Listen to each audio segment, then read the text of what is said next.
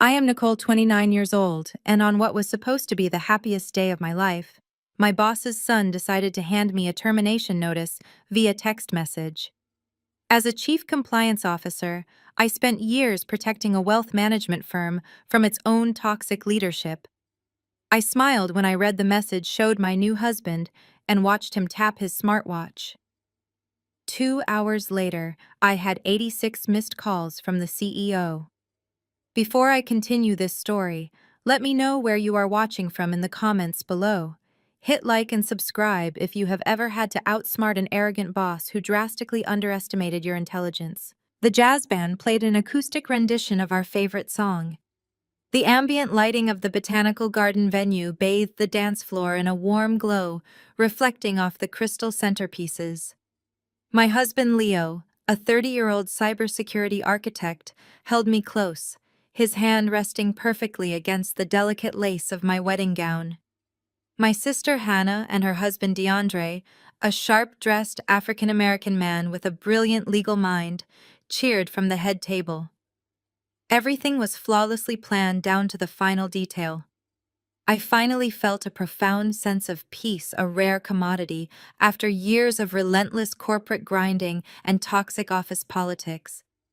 Then, consecutive buzzes against my thigh broke the perfect rhythm.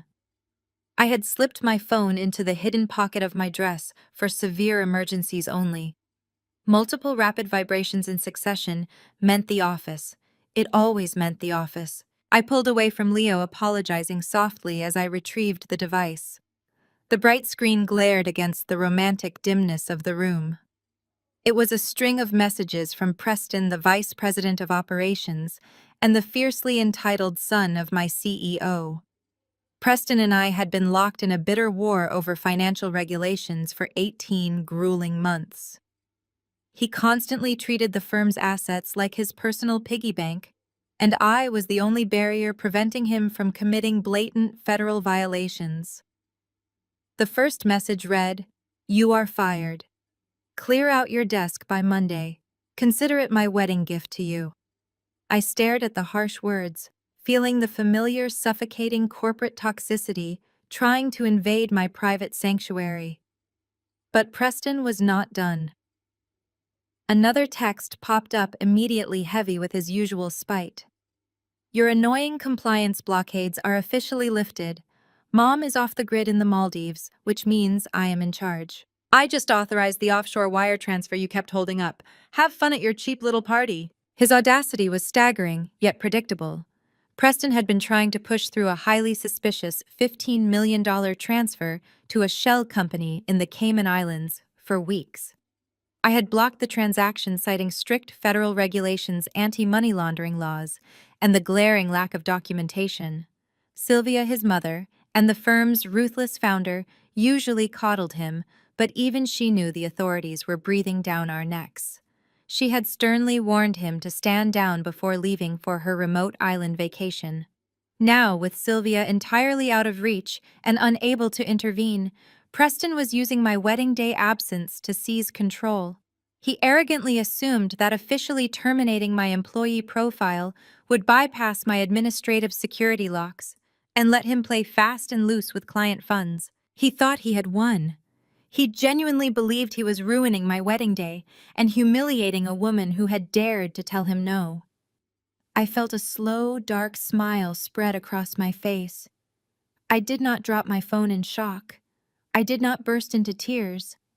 I simply turned the screen around so Leo could read the messages. Leo read the vitriol, his eyes scanning the glowing text rapidly. A low, rich chuckle rumbled in his chest. He smoothly wrapped his arm around my waist, pulling me back into the sway of the music.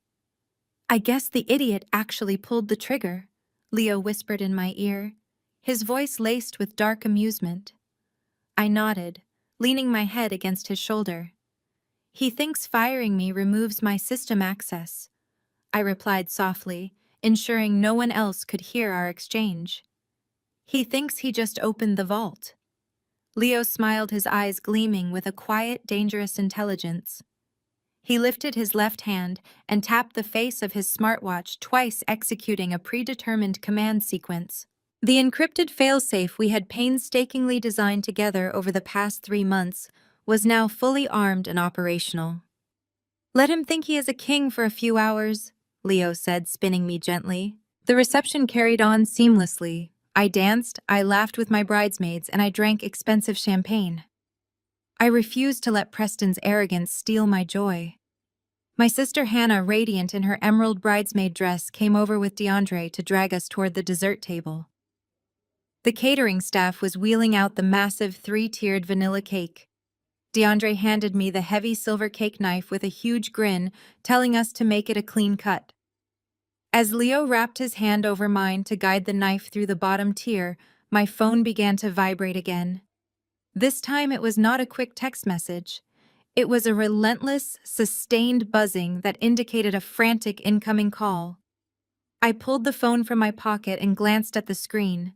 The display showed a terrifying number: 86 missed calls from Sylvia. My former boss was supposed to be completely unreachable on a private beach thousands of miles away. A new voicemail transcription popped up on my lock screen. The text converted her frantic screaming voice into stark, terrifying words.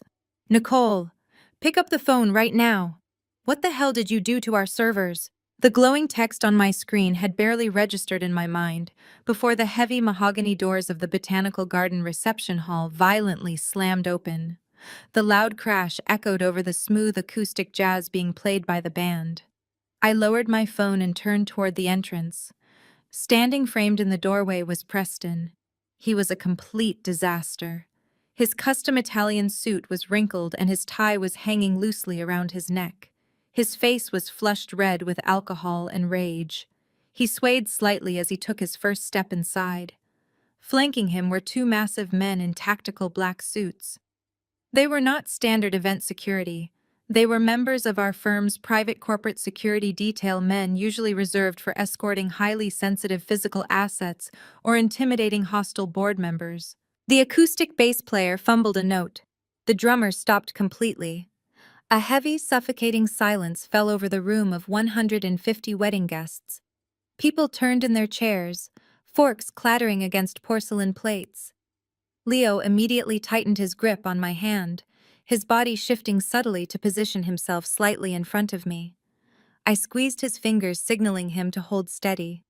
I was not going to cower on my own wedding day. Preston marched down the center aisle, kicking a discarded floral arrangement out of his path. His eyes locked onto me with venomous intensity. "Give me the laptop right now," he bellowed, his voice cracking with drunken desperation. "Hand over the master encryption keys, Nicole. I know you have them in that bag of yours. Do it right now or I will have these guys tear this place apart." Murmurs of shock rippled through the seated guests. My mother-in-law gasped, clutching her napkin to her chest. I stepped out from behind Leo, smoothing the skirt of my lace gown. I kept my voice perfectly level and projected it so every single person in the room could hear the absolute absurdity of his demand. "You fired me via text message 20 minutes ago, Preston," I stated clearly. "I no longer work for you. I certainly do not carry corporate master keys in my bridal clutch. You need to leave my wedding immediately." Preston laughed, a harsh, ugly sound that echoed off the vaulted glass ceiling. "You think you are so smart?" he sneered, closing the distance until he was standing just a few feet from the edge of the dance floor. "You have always thought you are the boss. You are nothing but a glorified secretary playing dress-up in a corporate office. You exist to clean up my messes and sign the papers I tell you to sign. That is it." His words dripped with the same toxic entitlement I had endured for the last 4 years. Every time he made a catastrophic financial error, I was the one forced to mitigate the damage. I kept my posture rigid. "I am the chief compliance officer." I corrected him, refusing to lower my gaze. "I exist to keep your mother out of federal prison, and by extension you." Preston lunged a half step forward, pointing a shaking finger at my face. "You are a roadblock. You have always been a roadblock. Just like last November when I set up the Cayman Islands Initiative. That was a perfectly legal shell company. It would have saved us millions in tax liabilities. But you refused to sign the compliance waiver." You cost me my entire fourth quarter projection because you wanted to play by the rules of a broken system. You think you are the moral compass of this firm. You are just a parasite living off my family's wealth. The sheer audacity of his confession sent a shockwave through the room. He was openly admitting to attempting offshore tax evasion in front of a room full of people, many of whom were well-connected professionals. The Cayman Islands Shell Company was a blatant money laundering operation that I had flagged and reported internally. Sylvia had buried my report to protect him, claiming it was just a youthful misunderstanding of international tax law. But I had kept the receipts quietly backing up every piece of documentation on an encrypted external drive. I knew this day would come. "You are drunk, Preston," I said, my voice cutting through the tense air like ice. "You are embarrassing yourself, and if you do not turn around and walk out those doors, I am calling the police." Preston's face contorted into an ugly snarl. He turned to the two massive security guards flanking him. "Grab her bag," he ordered, his voice dripping with malice. "If she tries to stop you, restrain her. I want that laptop and I want those keys. Do whatever it takes to get them out of this room." The guests gasped in unison. Several chairs scraped loudly against the floor as my uncles and a few of Leo's friends stood up ready to intervene. The two corporate security guards stepped aggressively onto the dance floor. They were huge, intimidating men who had clearly been paid enough to ignore the legality of what they were being asked to do. The larger of the two cracked his knuckles, locking his eyes on my small white bridle clutch resting on the sweetheart table behind me. Leo dropped my hand and stepped squarely into their path, his shoulders squaring up for a physical fight. I could feel the adrenaline rushing through my veins. The beautiful, peaceful sanctuary of my wedding had been entirely violated. Before the guards could take another step toward me, a tall figure moved from the head table with terrifying speed and absolute grace. DeAndre glided across the polished wood floor. He did not rush. He did not look angry. He looked completely and utterly composed. He stepped smoothly in front of me, and Leo placing himself directly between us and the advancing corporate muscle. DeAndre casually reached up and adjusted the lapels of his tailored suit jacket. His eyes locked onto Preston, with the chilling calm of a predator cornering its prey. He tilted his head slightly, a polite but deadly smile forming on his lips. "Excuse me," DeAndre said, his voice deep and resonating with absolute authority. "I just want to clarify something before your men make the worst physical mistake of their lives. Are you currently ordering an assault on a federal whistleblower?" Preston barked a harsh, wet laugh that sprayed a fine mist of alcohol into the air between us. He looked DeAndre up and down, his bloodshot eyes taking in the perfectly tailored tuxedo with blatant disrespect. He waved a dismissive hand, stumbling slightly as his weight shifted. "You are a nobody," Preston sneered, adjusting his crooked tie. "You are just a +1 at a cheap wedding. You have absolutely no authority here. Step aside before I have my guys toss you out into the street along with the bride. This is a private corporate matter between an employer and a terminated subordinate." DeAndre did not flinch. He did not raise his voice or match Preston's chaotic energy. Instead, he reached slowly into the interior pocket of his tuxedo jacket. The two security guards immediately tensed their hands, dropping to their utility belts, but DeAndre simply pulled out a sleek leather wallet. He flipped it open, revealing a heavy gold shield and a federal identification card. "My name is DeAndre Washington," he said, his voice echoing cleanly across the silent room. "I am a senior litigator for the Securities and Exchange Commission, and you, Preston, are currently standing in a minefield of federal violations." The air in the botanical gardens seemed to freeze. The guests at the tables closest to the dance floor leaned in, their eyes wide. I watched the two corporate security guards exchange a rapid, panicked look. They were hired muscle, paid to intimidate employees and handle rowdy clients. They were not paid to assault federal agents. Preston blinked heavily, struggling to process the gold shield flashing under the ambient venue lights. He let out another scoff, though it lacked his previous bravado. "I do not care who you work for," he stammered, pointing a shaking finger at me. "She works for my family. I am the vice president of operations. I have full executive authority to fire insubordinate staff. She was blocking vital company transactions. I fired her." It is perfectly legal. DeAndre took one measured step forward. The security guards instinctively took a half step back, creating a visible gap between themselves and Preston. Are you familiar with the Sarbanes-Oxley Act of 2002? DeAndre asked smoothly. Preston opened his mouth to reply, but DeAndre cut him off. Because under Section 806, retaliating against an employee who provides information regarding potential federal offenses is a federal crime.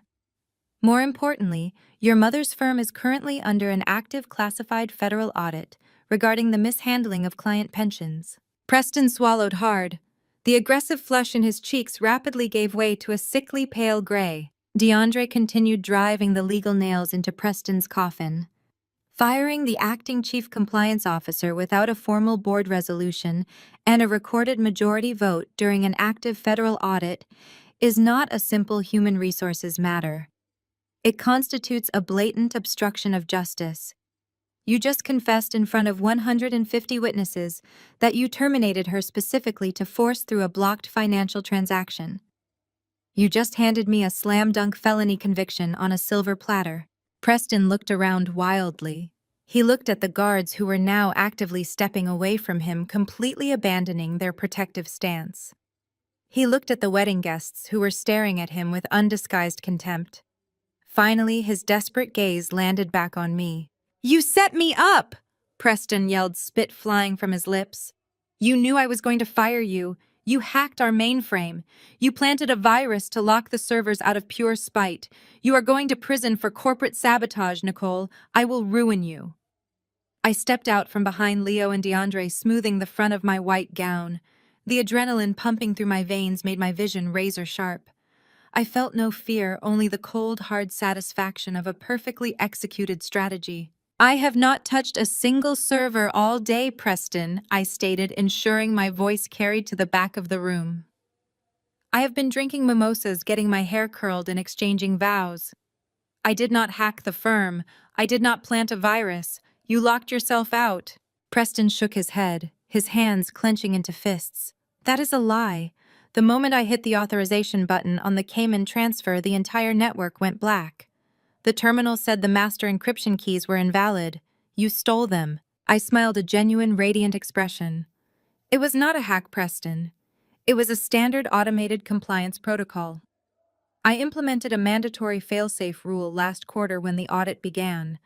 As the chief compliance officer, my specific administrative credentials are hard-coded into the firm's central ledger to approve any high-risk international wires. It is a dual authentication requirement meant to prevent exactly what you tried to do today." I took a step closer to him, lowering my voice just a fraction, so he had to strain to hear his own demise. "I did not lock the servers. You did. The exact second you had human resources process my termination order, the system deleted my employee identification number from the active directory. A missing chief compliance officer profile during an active audit triggers a Tier 1 security lockdown." Preston stared at me, his mouth opening and closing like a suffocating fish. He finally understood the magnitude of his own catastrophic arrogance. "The moment you hit terminate on my profile, you triggered a hard stop across the entire global network," I explained coldly. "Every single offshore wire transfer was instantly frozen in place. The money did not move.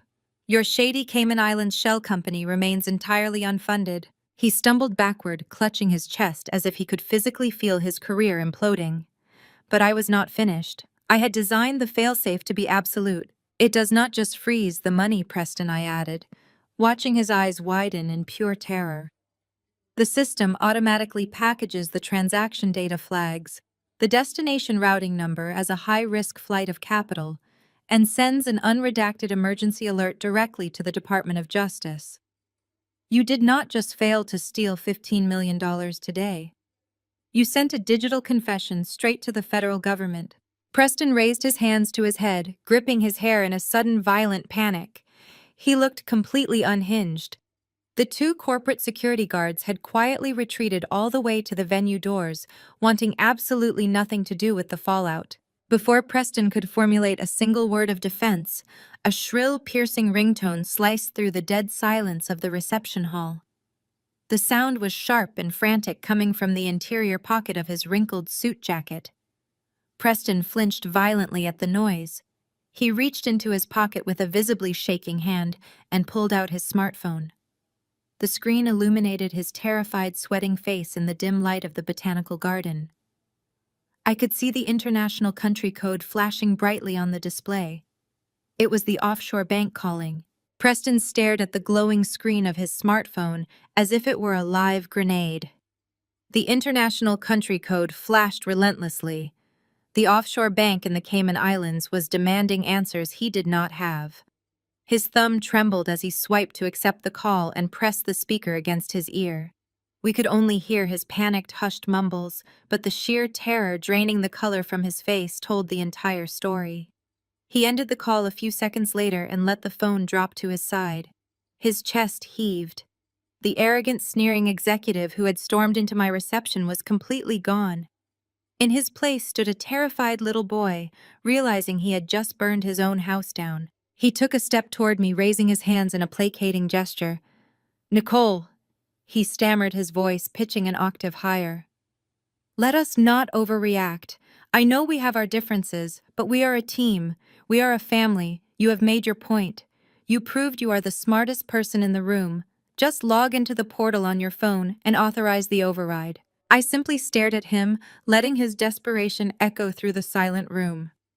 He took another step forward, sweat beading on his forehead. "I will give you your job back," he pleaded rapidly. "Effective immediately. You can have the corner office on the top floor. I will authorize a $100,000 wedding bonus wired directly into your personal checking account by tomorrow morning. Just take out your phone, enter your credentials, and cancel the federal alert before the Department of Justice assigns a case agent." A collective murmur of disgust rolled through my wedding guests. They were watching a wealthy executive openly attempt to bribe a former employee to cover up a federal crime. I looked at DeAndre, who stood perfectly still with his federal badge still visible.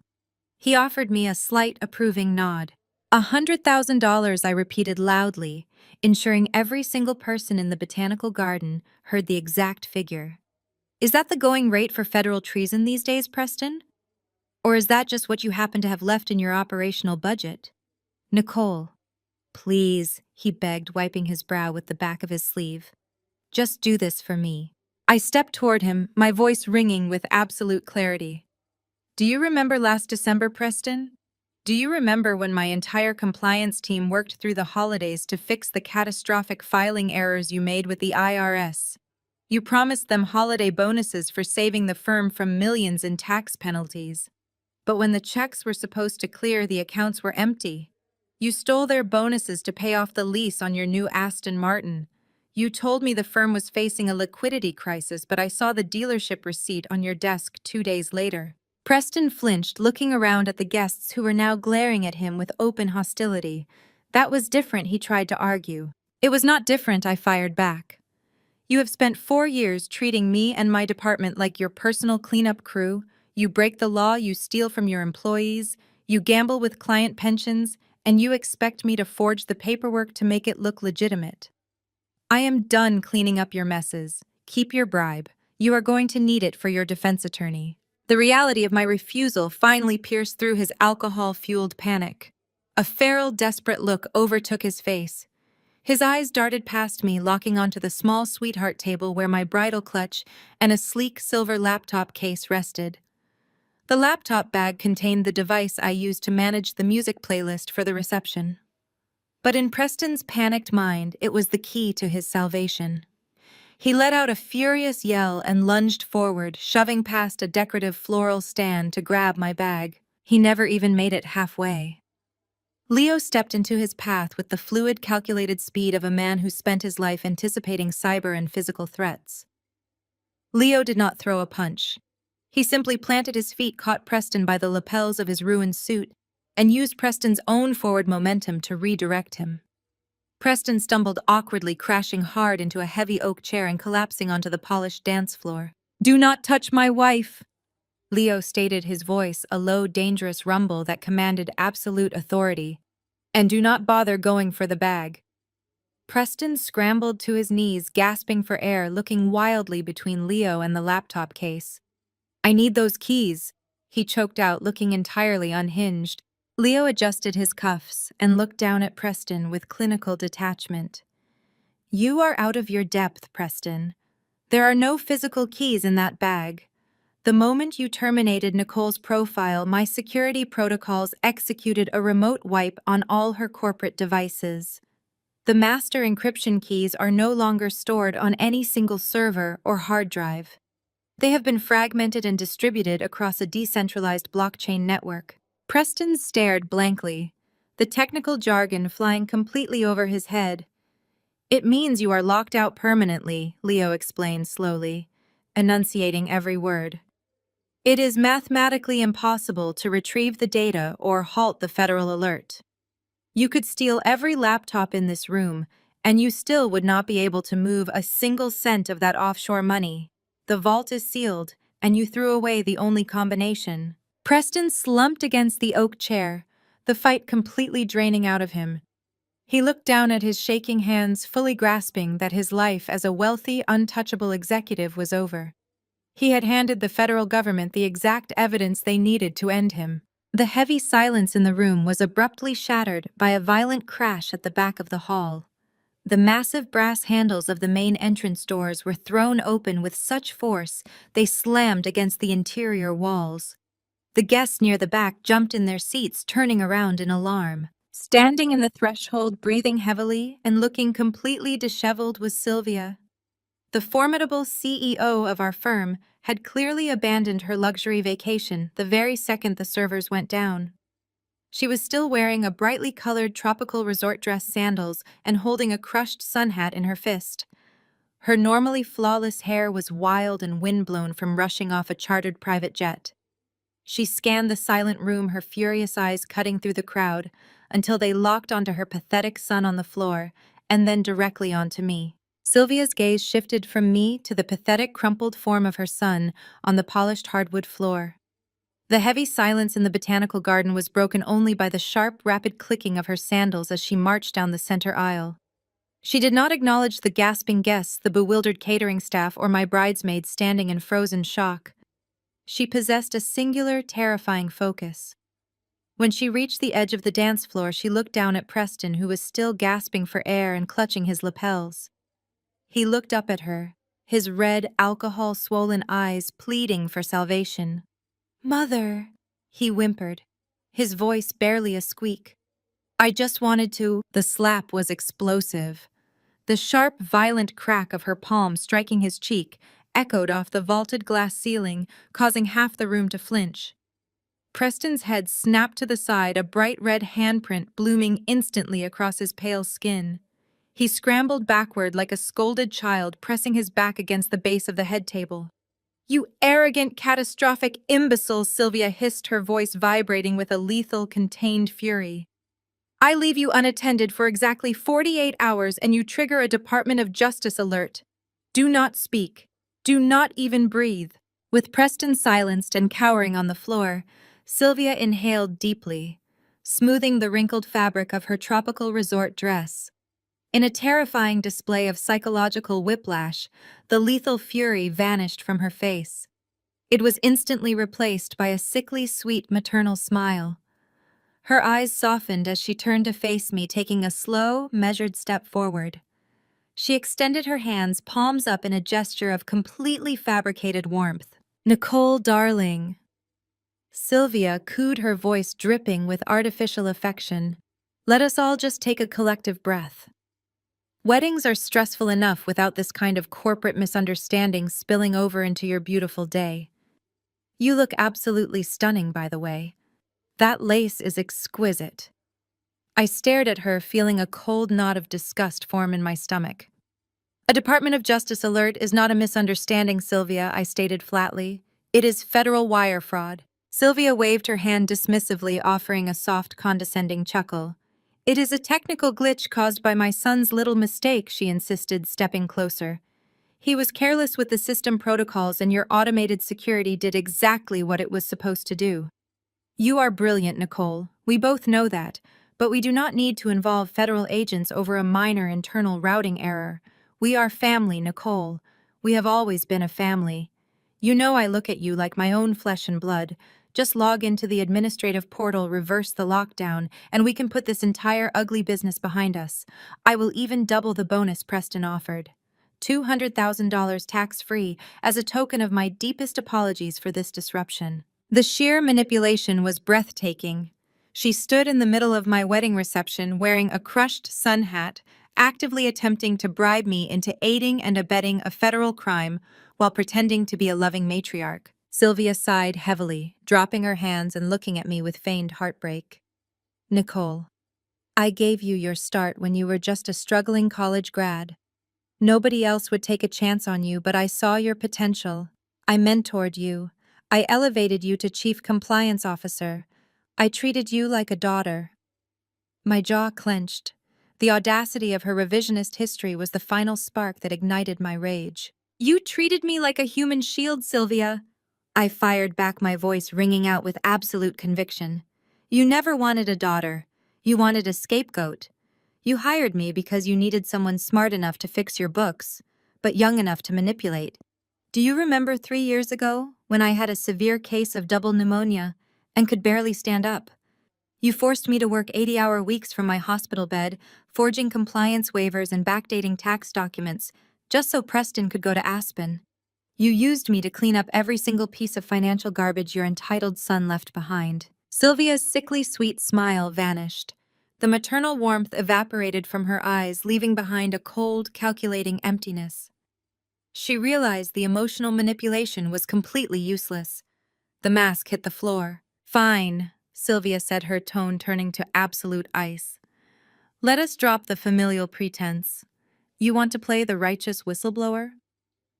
Let me explain exactly how this works in the real world. Nicole, I sit on the board of directors for 3 major financial institutions. I play golf with the managing partners of every wealth management firm on the Eastern Seaboard. If you do not unlock those servers right now, I will personally ensure you never work in finance again.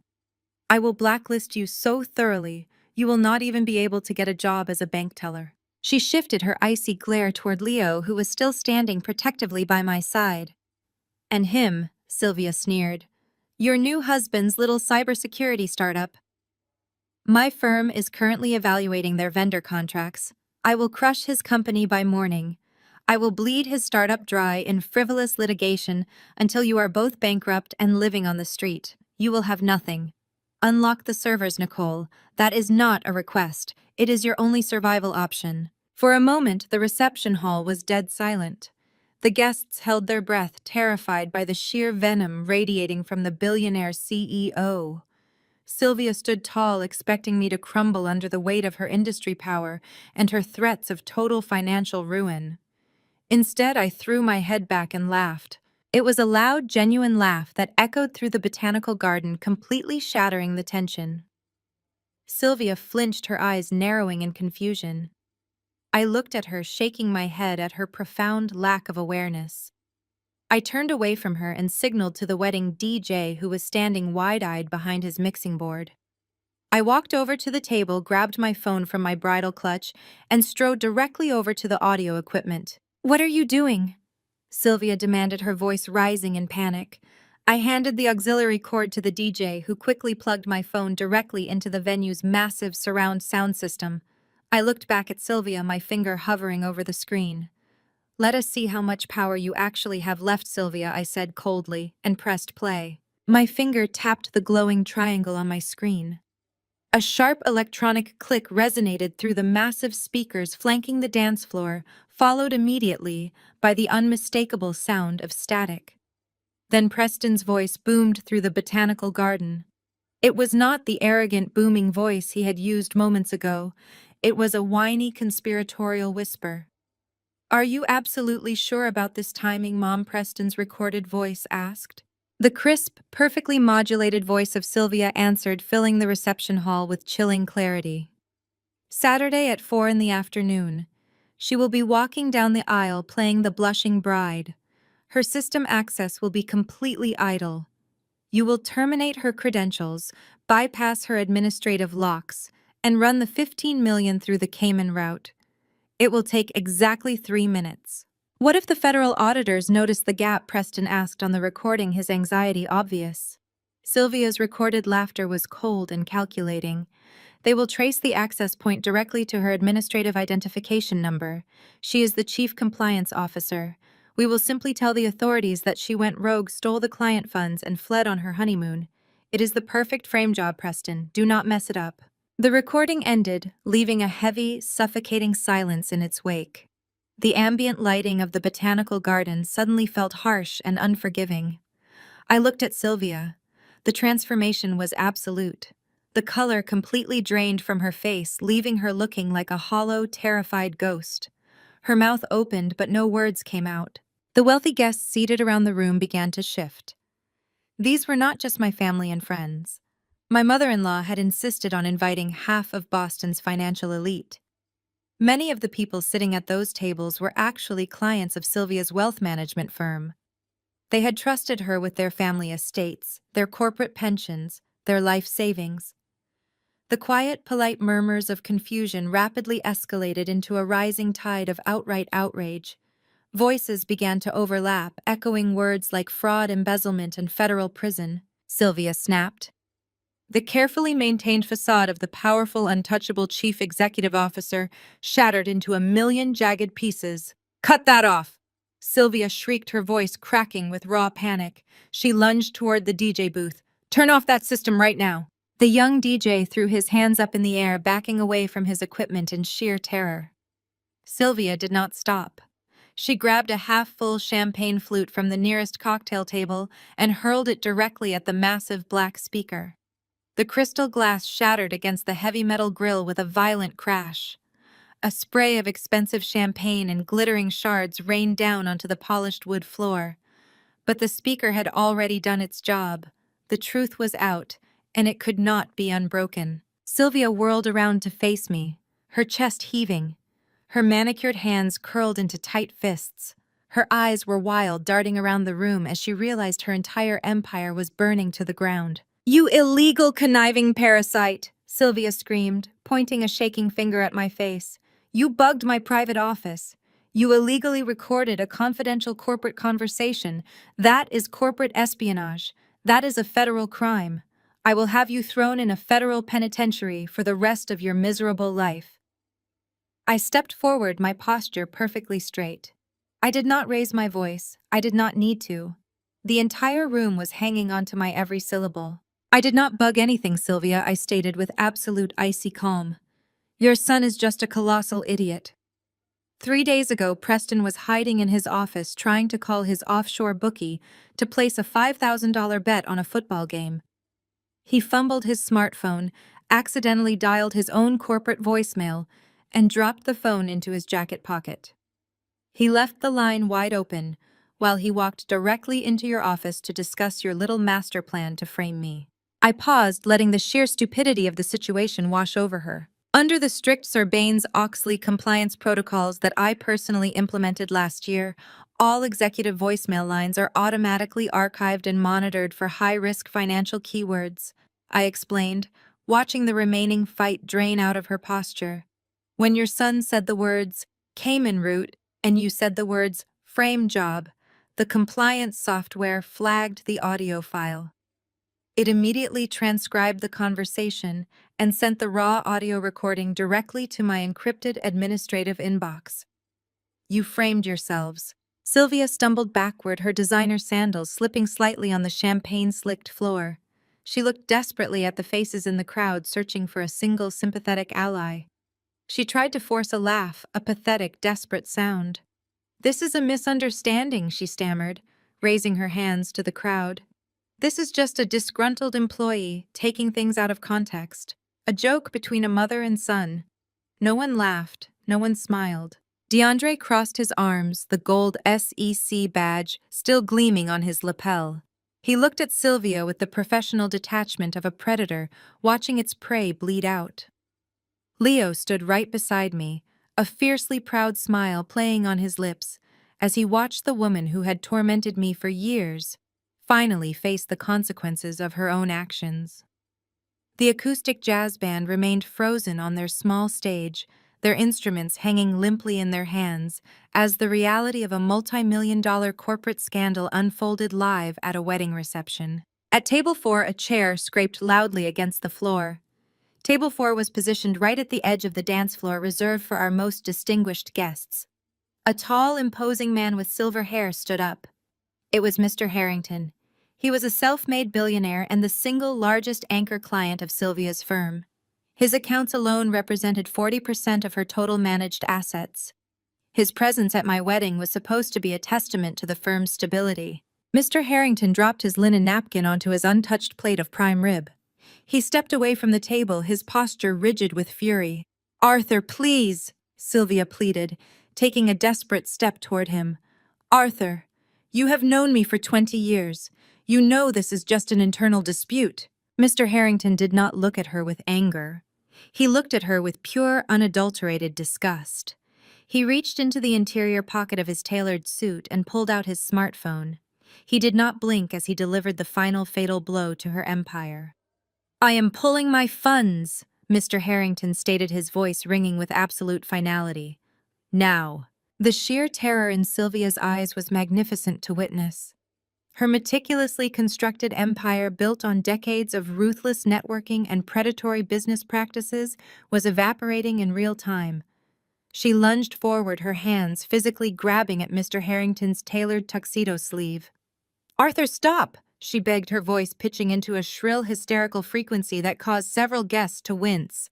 "Put the phone down! You are reacting to a lie! It is a fabricated audio file." She turned to the crowd, waving her arms frantically, her tropical resort dress swishing wildly against her legs. "Do you not see what she is doing?" Sylvia screamed to the room at large.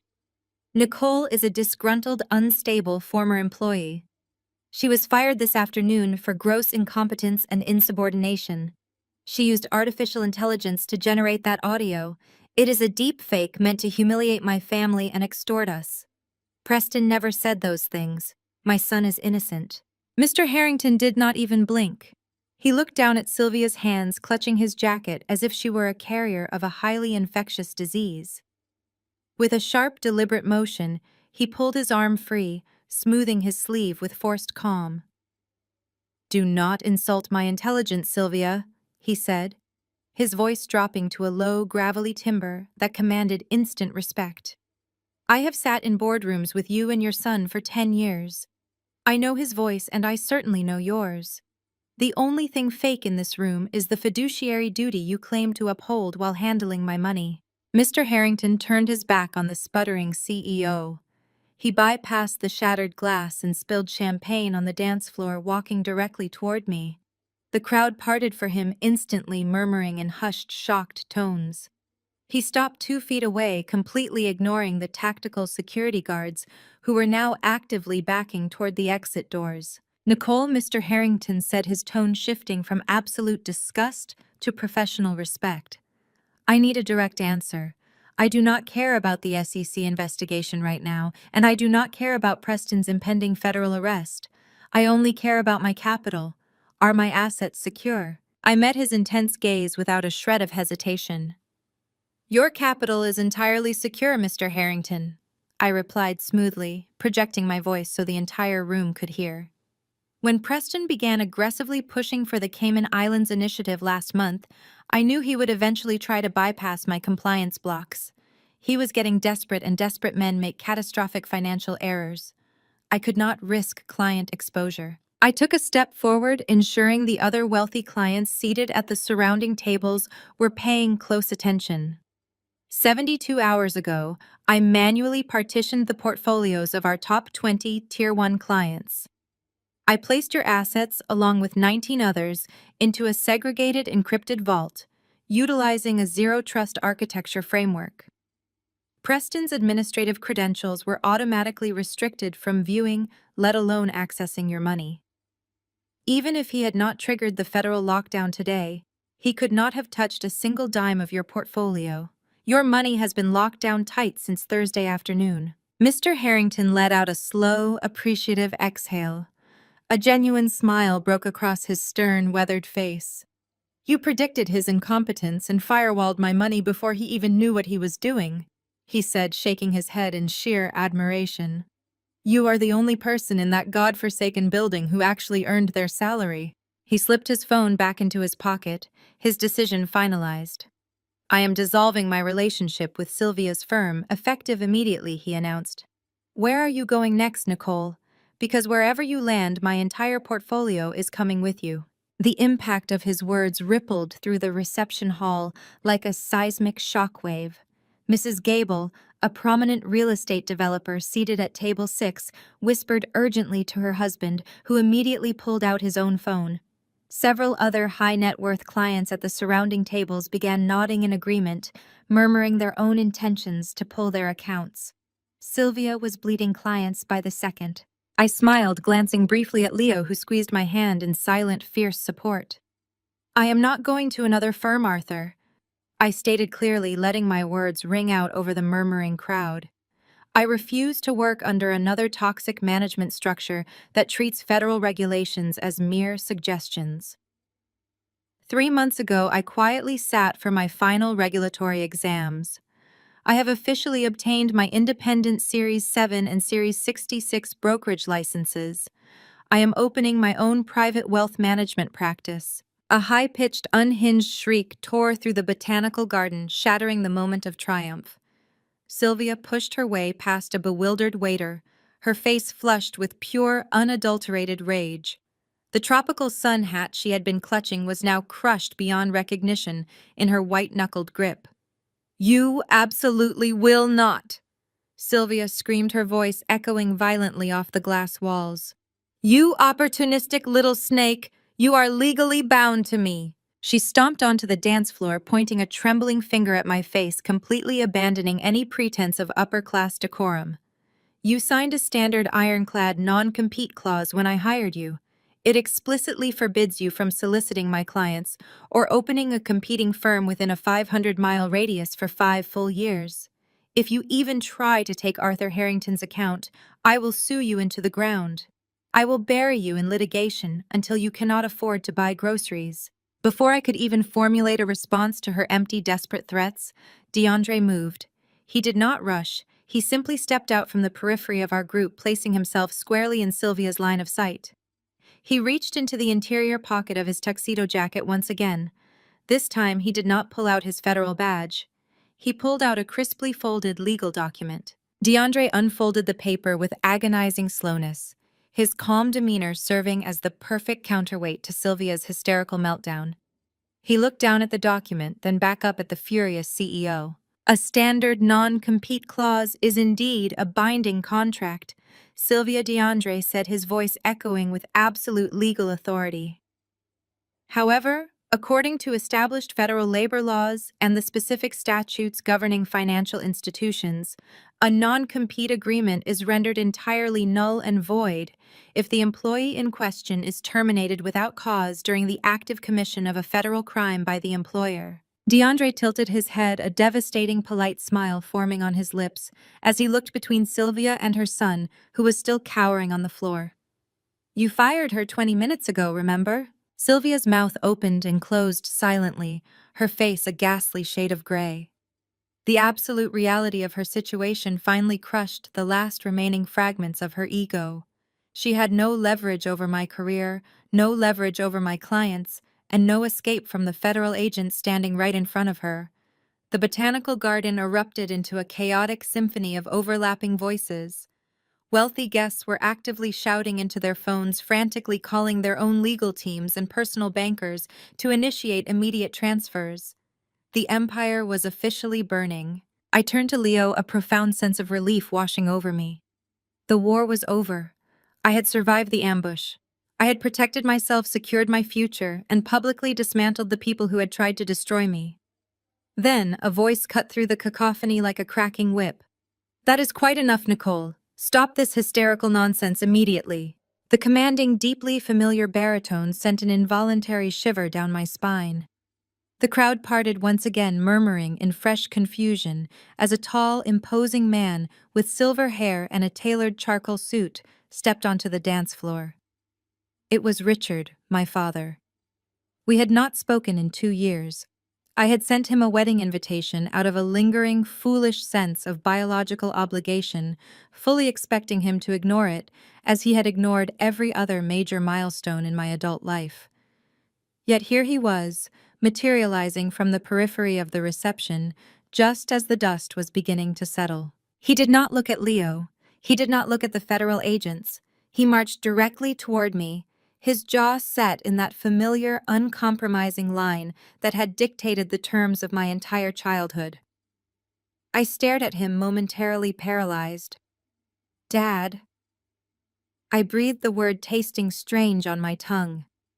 "You heard what just happened. You heard the recording. They tried to—" "I heard you throw a public tantrum," Richard interrupted smoothly, his voice dripping with paternal condescension. "I watched you humiliate a highly respected CEO and jeopardize a vital financial institution over a trivial internal dispute. You are making a scene, Nicole. You are embarrassing yourself, and you are embarrassing this family. Now you are going to walk over to that laptop, log into your administrative portal, and fix those servers." The air evaporated from my lungs. The sheer absurdity of his command left me momentarily speechless. I looked at him, searching his cold, dark eyes for any trace of misunderstanding. He had been standing in the crowd. He had heard the automated compliance recording. He knew exactly what Sylvia and Preston had planned. "Dad, they committed federal wire fraud," I stated, enunciating every word slowly as if speaking to a child. "They attempted to steal $15 million of client funds and leave a digital paper trail pointing directly to me. Sylvia just threatened to ruin my career. If I had not encrypted those portfolios, I would be facing decades in federal prison." Richard waved his hand dismissively, exactly mirroring Sylvia's earlier gesture of supreme arrogance. "It is corporate maneuvering, Nicole. It is how high-level finance operates. Sylvia was testing your loyalty and your competence. You overreacted. You triggered a federal alert over a simple stress test. You need to reverse the lockdown before the market opens on Monday." I shook my head, stepping back from him as if he were radioactive. "A stress test? You think framing your own daughter for a felony is a stress test? Why are you defending her?" Richard's polished veneer cracked, revealing the raw, desperate panic vibrating just beneath the surface. He stepped closer, dropping his voice into a harsh, commanding whisper meant only for me. "Because you do not understand the stakes of the real world," he hissed, his face flushing with anger. "Do you have any idea who holds the paper on my commercial development in the Seaport District? I am 3 weeks away from breaking ground on a $200 million high-rise. Sylvia's firm underwrote my entire expansion. They hold my primary credit lines. If her assets are frozen by the Department of Justice, my funding evaporates instantly." The brutal reality of his presence suddenly crystallized. He was not here to support me on my wedding day. He was here to protect his portfolio. "If Sylvia goes down, my credit defaults," Richard continued, his voice vibrating with selfish fury. "I go bankrupt by Tuesday morning. My entire legacy will be wiped out because my daughter decided to play the righteous whistleblower. I will not allow you to destroy my life over a misplaced sense of morality. You will obey your boss, Nicole. You will unlock those accounts, you will apologize to Sylvia, and you will fix this mess." The botanical garden seemed to fade away. The murmuring guests, the shattered glass, the federal agents, it all blurred into the background. I was standing face to face with the man who had raised me, the man whose approval I had spent the first 25 years of my life desperately trying to earn. He knew the truth. He knew Sylvia and Preston were entirely guilty. He knew I was the innocent victim of a massive financial conspiracy, and he did not care. He was perfectly willing to offer me up as a sacrificial lamb. He was actively demanding that I aid and abet a federal crime, risking my own freedom and my entire future just to save his over-leveraged commercial real estate investments. The emotional blow was staggering, a deep, visceral pain that radiated through my chest. He would let me wear a prison jumpsuit so he could keep his name on a luxury high-rise. Leo stepped forward, his body tensing, ready to physically remove my father from the dance floor. I held up my hand, stopping Leo in his tracks. I did not break eye contact with Richard. The lingering, pathetic hope of ever having a real father died right there on the polished hardwood floor, replaced by a cold, absolute void. I looked at Richard with dead eyes. The hurt evaporated, leaving nothing but absolute surgical precision. I turned away from him, walking deliberately back to the sweetheart table where my silver laptop case rested. I unzipped the hidden side compartment, bypassing the cables and external hard drives. I reached inside and pulled out a thick, heavy document bound in black leather. It was a physical, heavily redacted financial ledger I had printed directly from the firm's secure archives 3 weeks ago, right after I first noticed Preston's erratic routing behavior. I walked back to my father, the heavy leather binder gripped tightly in my hand. I stopped inches from his chest and held the ledger up so the gold-embossed lettering on the cover caught the ambient light. "Is this the loan you are talking about, Dad?" The heavy, elegant silence of the botanical garden was suddenly shattered by a piercing, deafening wail. The sharp blast of multiple sirens cut through the night air, growing exponentially louder by the second. Suddenly, brilliant flashes of red and blue light erupted outside the venue, piercing through the massive stained glass windows and painting the reception hall in harsh, rotating colors. Multiple heavy vehicles screeched to a halt on the gravel driveway right outside the main doors. Richard stared at the heavy black ledger in my hands, as if it were a live cobra. The arrogant, commanding posture he had maintained for my entire life instantly collapsed. His shoulders slumped and the color rapidly drained from his face, leaving him looking pale and suddenly very old. His mouth opened, but the slick corporate justifications he usually relied on completely failed him. "This is not a commercial development portfolio, Dad," I stated, my voice echoing clearly across the dead silent dance floor. "This is a forensic audit of your private shadow accounts from 5 years ago. I found it buried in Sylvia's restricted compliance vault when I was doing my initial sweep of the firm's security architecture. You are not breaking ground on a new high-rise in the Seaport district. You have not had the capital for a project like that in a decade." I took a step closer, forcing him to maintain eye contact. "I want you to look me in the eye and tell this room the truth," I demanded. "Tell them that you did not take a business loan from Sylvia. Tell them she issued a discreet, untraceable bailout because you embezzled $8 million from your own development partners, and she found the paper trail." A collective gasp rippled through the remaining wedding guests. The wealthy investors and socialites who had known my father for years began whispering furiously to one another. Richard took a stumbling step backward, raising his hands in a frantic, placating gesture. "Nicole, keep your voice down," he hissed, his eyes darting toward the surrounding crowd in sheer panic. "You do not understand the mechanics of those partnerships. It was a temporary reallocation of funds. I was going to put the money back." "But you did not put it back," I fired back, projecting my voice so every single person in the venue heard the absolute truth. "You lost the money in a series of disastrous private equity gambles. Your partners were preparing to order a full audit. You were facing decades in federal prison for grand larceny and fraud. So you went to Sylvia begging for salvation, and she gave it to you. She paid off your stolen funds to silence your partners, but she put you on a permanent leash." I turned my gaze toward Sylvia, who was clutching the edge of the DJ booth, her knuckles white. "She had been blackmailing you for 5 years," I continued, looking back at my father. "But she did not just want her money back with interest. She wanted a permanent, unquestioning insurance policy inside her compliance department. She wanted me." The horrifying reality of my entire adult life finally locked into place, laid bare for everyone to see. "That is why you forced me to take the job at her firm right out of college," I said, my voice trembling with a mixture of rage and profound heartbreak. "That is why you demanded I stay every time I tried to resign. That is why you constantly told me to be grateful, to keep my head down, to accept a fraction of my actual market value, and to never question Sylvia's authority. You sold your own daughter into corporate servitude to keep yourself out of a federal penitentiary. Sylvia knew she could force me to cover up her illegal offshore wire transfers because she held your freedom hostage. She assumed you would always force me to take the fall." Richard wiped a bead of sweat from his forehead. His eyes pleaded with me, a pathetic, desperate look that made my stomach churn. "I did it for us, Nicole," he pleaded, his voice cracking.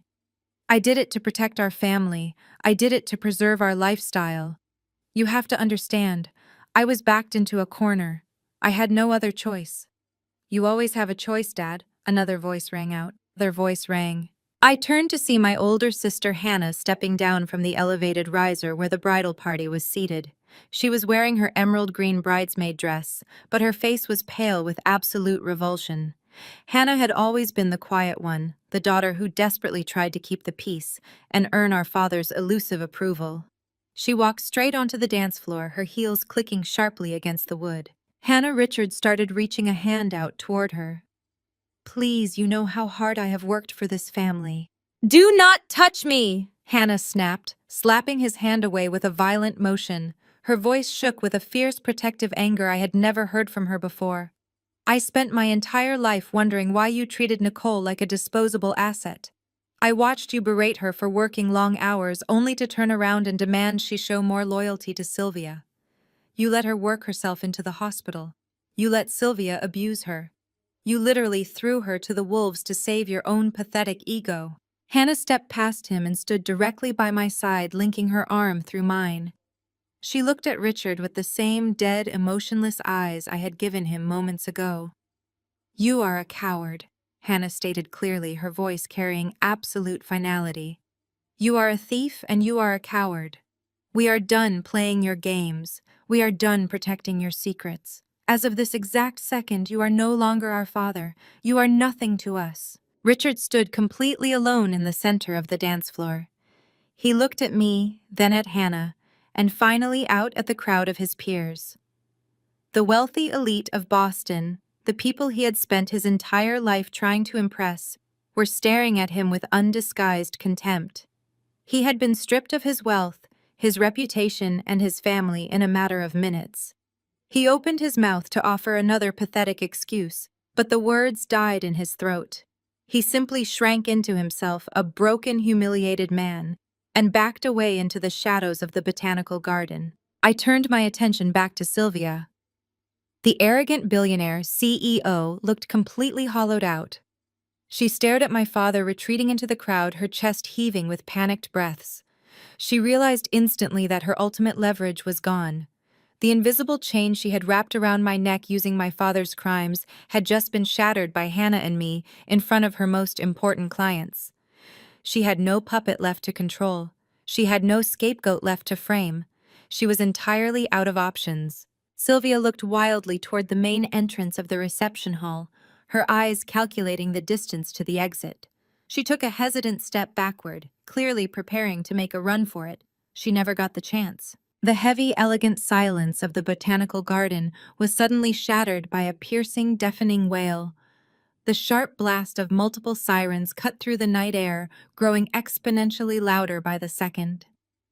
Suddenly, brilliant flashes of red and blue light erupted outside the venue, piercing through the massive stained glass windows and painting the reception hall in harsh, rotating colors.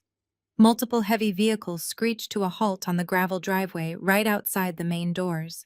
The heavy brass-studded oak doors of the reception hall did not just open. They were thrust apart with a synchronized concussive force that rattled the champagne flutes on the surrounding tables. A flood of men and women in dark, tailored windbreakers poured into the botanical garden. The bright yellow block lettering on their backs, FBI and SEC, glowed ominously under the flashing red and blue lights filtering through the glass walls. They moved with a terrifying quiet efficiency. There were no weapons drawn, no dramatic shouts for the guests to get on the ground, but their presence was absolute, structured, and suffocating. SEC investigators carried heavy, reinforced cases clearly prepped to extract hard drives and physical ledgers from Sylvia's corporate offices. The agents fanned out across the room in a tactical formation, immediately forming a human barricade across every visible exit and securing the perimeter. The remaining wedding guests, the titans of Boston's financial elite, who had just watched my father's reputation disintegrate, froze in place. The ambient chatter of high society died instantly, replaced entirely by the heavy rhythmic thud of tactical boots marching across the polished hardwood floor and the sharp crackle of two-way radios. Preston, who had been hovering near the edge of the dance floor in a state of pale, sweaty shock, finally broke. The sight of the federal windbreakers shattered whatever fragile, arrogant delusion of safety he had left. His eyes darted wildly around the room, tracking the agents as they locked down the front doors. He spotted a narrow, partially concealed swinging door leading to the catering kitchens near the back of the venue. It was momentarily unguarded. Without a word to his mother, without a single glance backward to assess the damage he had caused, Preston bolted. He shoved a bewildered waiter out of the way, sending a silver tray of empty hors d'oeuvres crashing to the floor in a cascade of shattered crystal. His expensive Italian leather shoes scrambled for traction on the slick wood as he sprinted toward the kitchen door, his face a mask of pure, unadulterated panic. Leo did not shout. He did not chase after the fleeing executive. He simply took 2 measured steps to his left, placing his broad frame directly in the center of Preston's frantic escape route. As the desperate junior executive closed the distance, his eyes locked entirely on the exit door. Leo casually, almost lazily, extended his right foot. Preston's ankle caught Leo's dress shoe at a dead sprint. The laws of physics took immediate violent control of the situation. Preston went airborne, his arms windmilling frantically as he completely lost his center of gravity. He flew past the sweetheart table, entirely missing the safety of the open floor, and launched directly toward the elevated catering display. With a spectacular, deafening crash, Preston slammed headfirst into our 6-tier custom-designed vanilla buttercream wedding cake. The impact obliterated the massive confection. Tiers of delicate sponge cake, thick layers of dense fondant, and intricately piped sugar flowers exploded outward like a culinary shrapnel grenade. The heavy wooden display table collapsed under his weight, sending Preston tumbling to the floor in an undignified heap of shattered wood and crushed pastry. He groaned, struggling to push himself up on his hands and knees. His tailored $1,000 tuxedo was utterly ruined, plastered in thick white frosting and crushed strawberry filling. A delicate spun sugar rose was stuck firmly to his forehead. 2 federal agents jogged over, completely unfazed by the ridiculous mess. They hauled the sputtering, frosting-covered executive to his feet by his sticky lapels. Preston tried to wipe the buttercream out of his eyes, whimpering pathetic, incoherent protests, as the agents smoothly spun him around and snapped a pair of heavy steel handcuffs around his wrists. The metallic click echoed sharply in the quiet room. Sylvia watched her son being hauled away like a common criminal, her jaw unhinged. But then a terrifying, desperate light ignited in her eyes. The sheer force of her narcissism kicked in, aggressively rewriting the reality of the situation to fit her immediate needs. She saw the letters on the windbreakers and immediately assumed her automated emergency protocols had worked. She actually believed the federal authorities were here responding to the server lockdown I had initiated. She frantically smoothed the front of her crushed tropical resort dress, pulling her shoulders back and lifting her chin. She summoned her most authoritative boardroom voice, desperately trying to reclaim her power from the ashes of her dignity. She pointed a trembling but aggressive finger directly at my chest. "Officers!" Sylvia barked, her voice shrill but commanding, echoing off the glass ceiling. "Thank God you responded so quickly. You need to arrest this woman immediately. She is a disgruntled former employee engaged in active corporate sabotage. She has illegally encrypted the server infrastructure of a federally regulated financial institution and is attempting to extort my family. I want her in custody right now for cyber terrorism. I demand you secure that laptop and take her away." The lead agent, a tall, broad-shouldered man with a closely cropped beard and sharp, assessing eyes, walked purposefully onto the dance floor. He did not acknowledge Sylvia's frantic demands. He did not even look at her. He bypassed the sputtering CEO, completely stepping cleanly around the debris of my father's shattered reputation, and walked directly toward me. Sylvia's pointing hand slowly dropped to her side as the agent stopped 2 feet in front of me. The entire room held its breath, the silence broken only by the muffled, pathetic sobs coming from the frosting-covered Preston across the room. The lead agent looked at me, a brief, respectful nod, acknowledging the chaos of the room. He extended his right hand. I met his gaze, feeling the adrenaline slowly recede, and shook his hand firmly. "Thank you for the data packet you sent us at 3 a.m. "Mrs. Compliance," the lead agent said, his voice carrying the calm, absolute authority of the federal government. The warrant is signed. He turned to Sylvia, his expression shifting to cold institutional judgment. Sylvia, you are under arrest for conspiracy to commit wire fraud. The heavy steel of the handcuffs snapped shut around Sylvia's wrists with a sharp metallic clack that echoed over the wailing sirens outside. For a fraction of a second, the billionaire CEO looked down at her bound hands in pure, uncomprehending shock. The impenetrable armor of her wealth and privilege had just been pierced. Then the shock vanished, entirely replaced by the cold reptilian survival instinct that had driven her ruthless career. She did not look at me. She did not look at the lead federal agent. She whipped her head around to glare at her son, who was currently being dragged to his feet by two other agents, his ruined tuxedo dripping with crushed vanilla sponge cake and sticky strawberry filling. It was him, Sylvia screamed, her voice tearing through the botanical garden with frantic, high-pitched desperation. I had absolutely no knowledge of this wire transfer. Preston acted entirely on his own. He is a rogue agent. He had unrestricted administrative access to the Tier 1 client portfolios, and he bypassed my oversight protocols.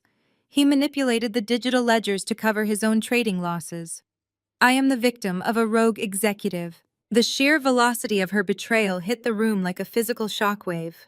She was feeding her own flesh and blood directly into the jaws of the federal justice system without a single shred of hesitation. Preston stopped struggling against the agents holding his arms. He blinked, chunks of buttercream sliding down his forehead, staring at his mother as if she had just mutated into a monster.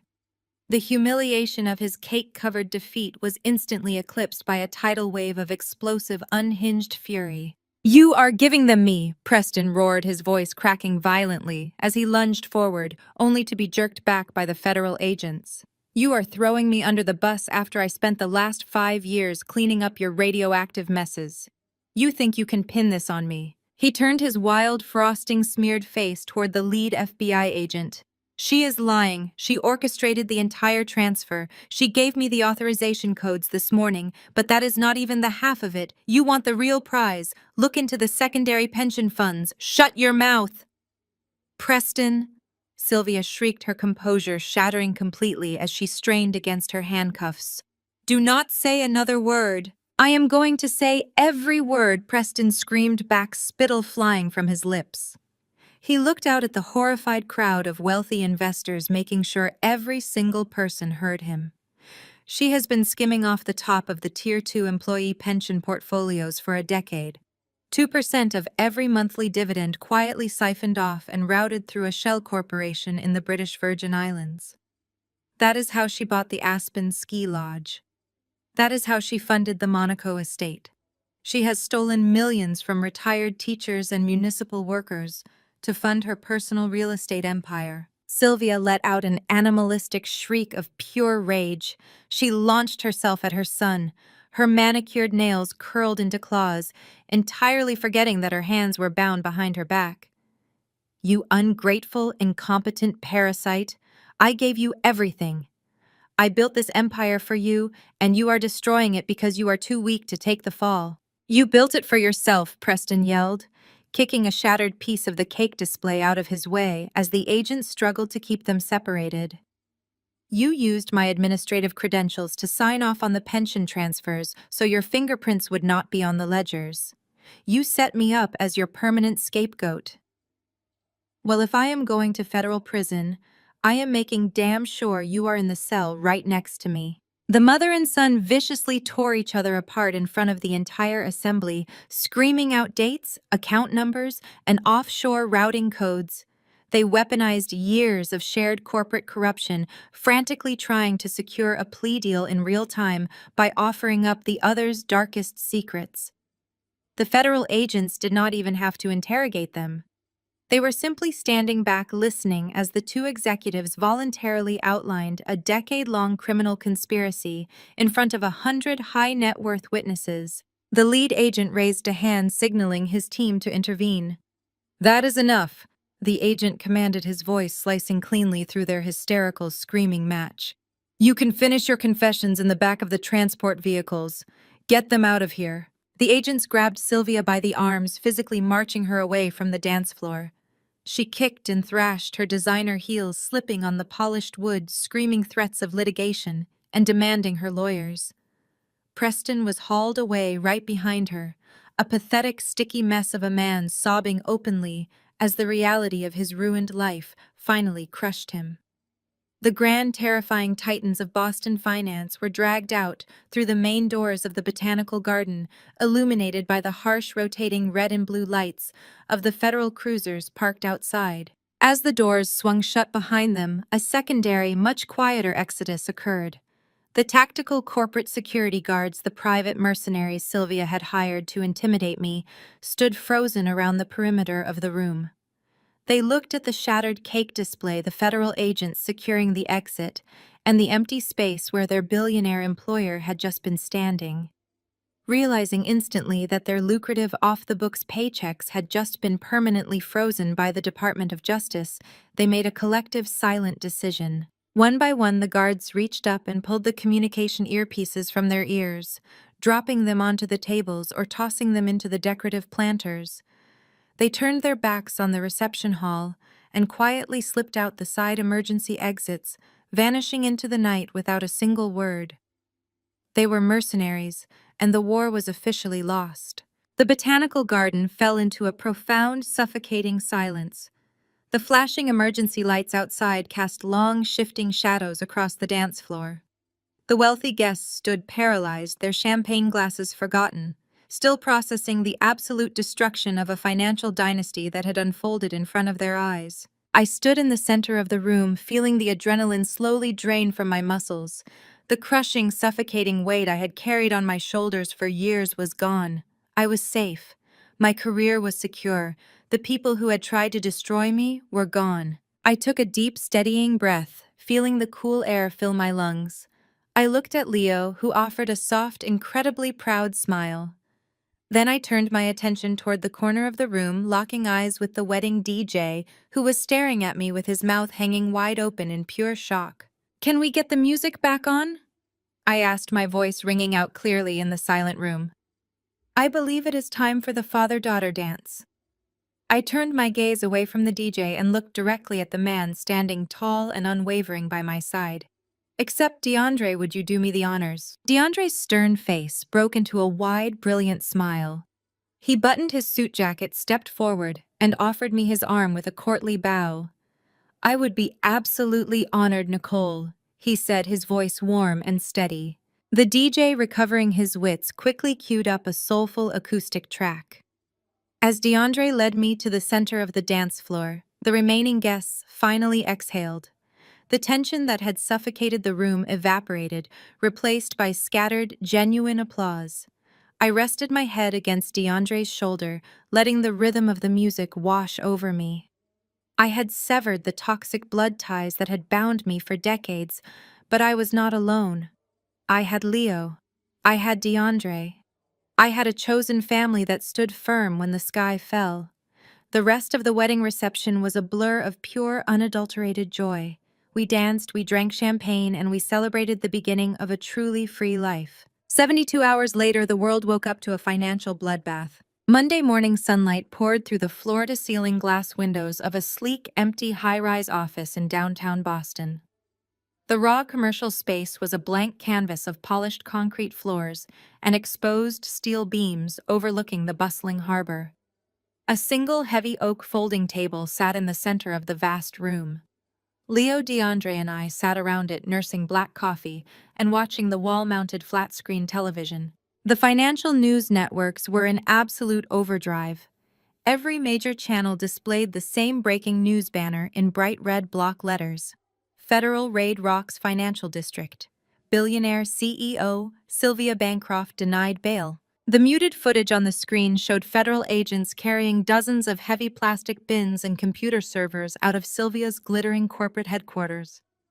Another shot showed Sylvia stripped of her designer blazer and wearing a standard-issue orange jumpsuit, hiding her face behind manacled hands as she was led into a federal courthouse. The news ticker scrolling across the bottom of the screen read like an obituary for an empire. The SEC had completely frozen the firm's assets. The Department of Justice had formally indicted Sylvia on 72 counts of wire fraud, embezzlement, and pension skimming. According to the news anchors, Preston had spent the entire weekend cooperating with federal prosecutors, eagerly trading decades of his mother's illicit financial secrets in a desperate bid for a reduced sentence. My phone sitting flat on the wooden table vibrated violently. It had not stopped ringing since the market opened at 9 o'clock. I glanced down at the caller ID. It was Marcus, the senior vice president of marketing at Sylvia's firm. I watched the screen flash for a moment, remembering how Marcus had routinely taken credit for my compliance strategy presentations during quarterly board meetings. When Sylvia would scream at me in front of the entire executive team, Marcus would simply stare at his notepad silently, enabling her abuse to protect his own six-figure bonus. I reached out and pressed the red decline button, sending him straight to voicemail. Less than a minute later, the phone buzzed again. This time it was Brenda, the head of human resources. She was the same woman who had conveniently lost the 3 separate formal grievances I had filed regarding Preston's hostile workplace behavior. She had actively buried my complaints to protect the CEO's son. Now she was calling me, undoubtedly looking for a lifeline as her lucrative career evaporated into federal indictments. I declined her call as well. Let them sink with the ship they helped build. "You are going to have to turn that phone off eventually," Leo noted, taking a sip of his coffee. "They are terrified. They know you hold the keys to the kingdom now. They made their choices," I said, my voice completely devoid of sympathy. "They stood by and profited while Sylvia stole from pensioners and treated her staff like indentured servants. They can navigate the unemployment line just like everyone else. I am not granting absolution to cowards." The phone vibrated a third time. I checked the screen and my posture immediately shifted. It was a junior analyst named Chloe. She was 23, brilliant, and had spent the last 2 years working 80-hour weeks in a windowless cubicle, while Preston took credit for her financial modeling. I swiped the green icon and put the phone on speaker.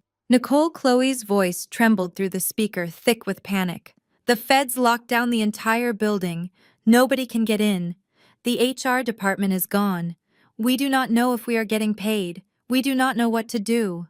"Take a deep breath, Chloe," I said, keeping my tone calm and authoritative. "You are going to be fine. Do you remember the encrypted zero-trust vault architecture I had you stress test last Tuesday?" "Yes," Chloe replied, her breathing slowing slightly. "I ran the final diagnostics on it."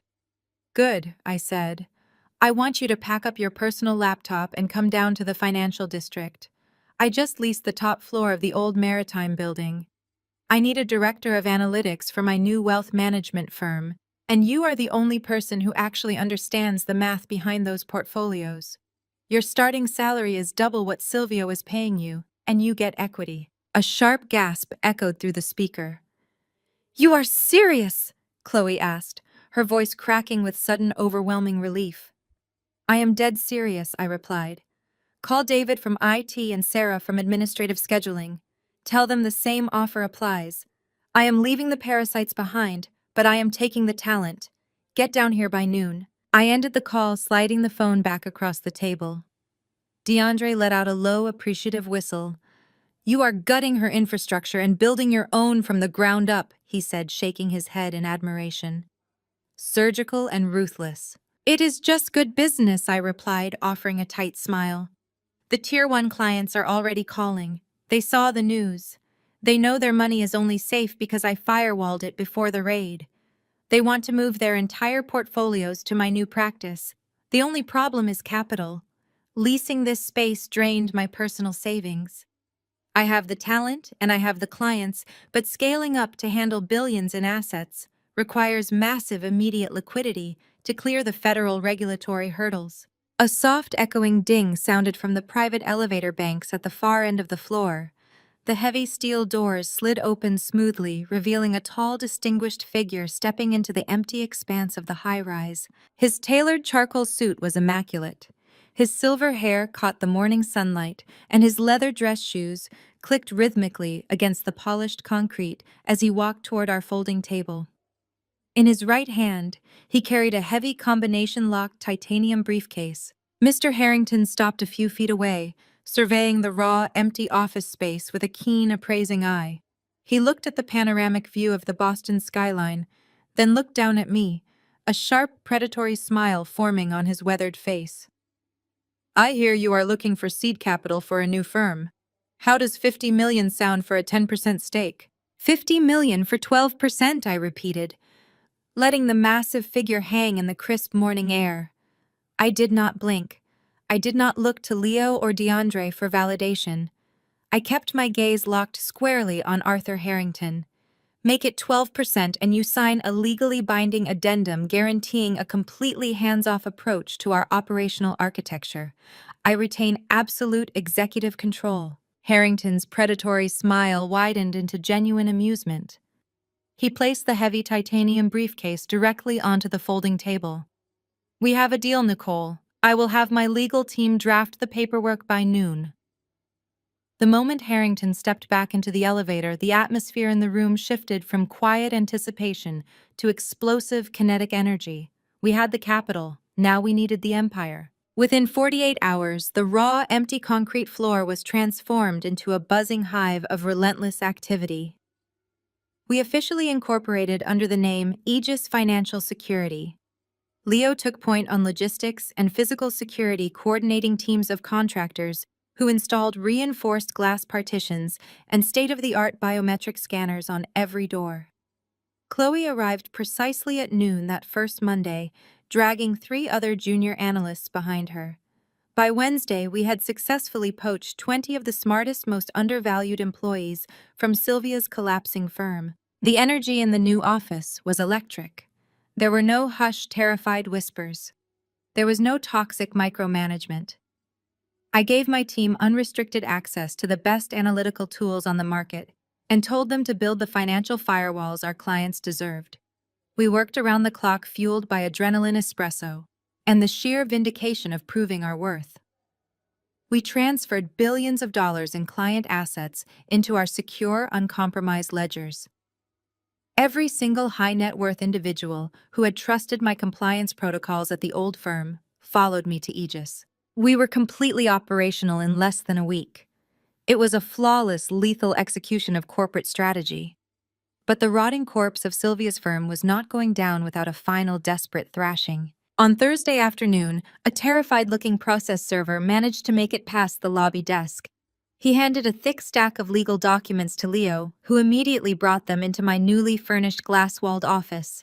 I flipped through the heavy bound pages, feeling a cold spark of irritation ignite in my chest. Sylvia was currently sitting in a federal holding cell, but the remaining members of her cowardly board of directors had finally mobilized. In a desperate, pathetic attempt to stop their total financial annihilation, they were filing a massive civil injunction against me and Aegis Financial Security. They were aggressively attempting to freeze our operational assets, claiming intellectual property theft, egregious violations of non-compete clauses, and malicious client poaching. They want a judge to issue a restraining order by tomorrow morning, Leo stated, his jaw clenched in anger as he read over my shoulder. They are trying to lock our trading accounts. If they freeze our assets now before we officially clear the initial regulatory hurdles, Aegis will bleed out in a matter of weeks. The clients will panic and pull their money. The board knew they could not win a long-term legal battle, but they did not need to. They just needed to stall us long enough to kill our momentum and force us into bankruptcy. I tossed the injunction onto my desk. DeAndre had been sitting on the leather sofa in the corner of my office, quietly reviewing a separate stack of regulatory filings. He set his pen down, picked up the board's legal threat, and scanned the first page. A dark, terrifyingly confident smile spread across his face. DeAndre stood up, buttoning his suit jacket. "Do not worry about retaining outside counsel, Nicole," he said, his voice smooth and deadly. "I am taking this case entirely pro bono. This is family business now." DeAndre did not just file a response to the injunction. He unleashed a scorched-earth legal counterstrike so massive and unprecedented that it entirely paralyzed the old firm's remaining legal team. He bypassed standard corporate defense tactics entirely, Instead, he filed a devastating countersuit against the board of directors as individuals holding them personally liable for the toxic criminal culture they had actively enabled. He cited extreme emotional distress, illegal termination, and documented hostile workplace violations against his sister-in-law, but he did not stop there. DeAndre legally subpoenaed every single internal email board meeting transcript and private communication the board members had sent over the last 5 years. He formally accused them of gross fiduciary negligence and complicity in Sylvia's offshore wire fraud. He demanded immediate unredacted access to their personal financial records to determine if they had also profited from the stolen pension funds. The countersuit was a masterpiece of legal intimidation. DeAndre turned their stalling tactic into a loaded gun pointed directly at their personal bank accounts and their individual freedom.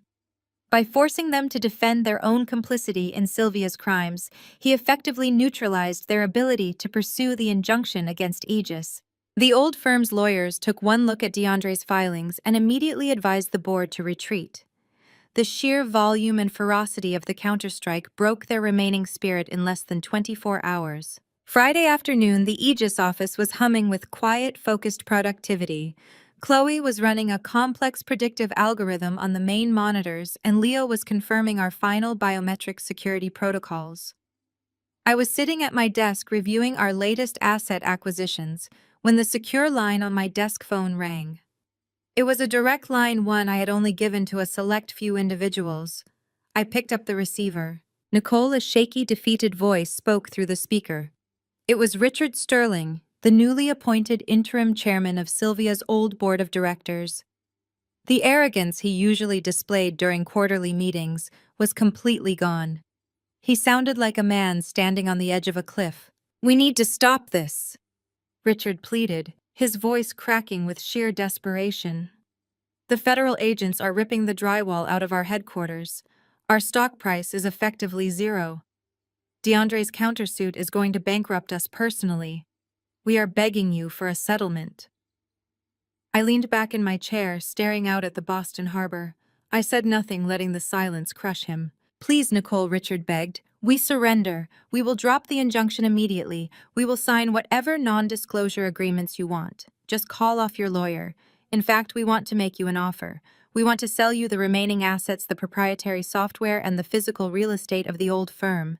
We will sell it all to Aegis Financial Security for pennies on the dollar. I will see you in your boardroom at 9 o'clock tomorrow morning," I said, my voice completely flat before cutting the connection. I did not wait for Richard's response. He had no leverage left to negotiate with, and I had no interest in listening to him beg. The next morning, the sky over Boston was a hard, brilliant blue. I stepped out of Leo's sleek black sedan and stood on the sidewalk staring up at the towering glass facade of my former personal hell.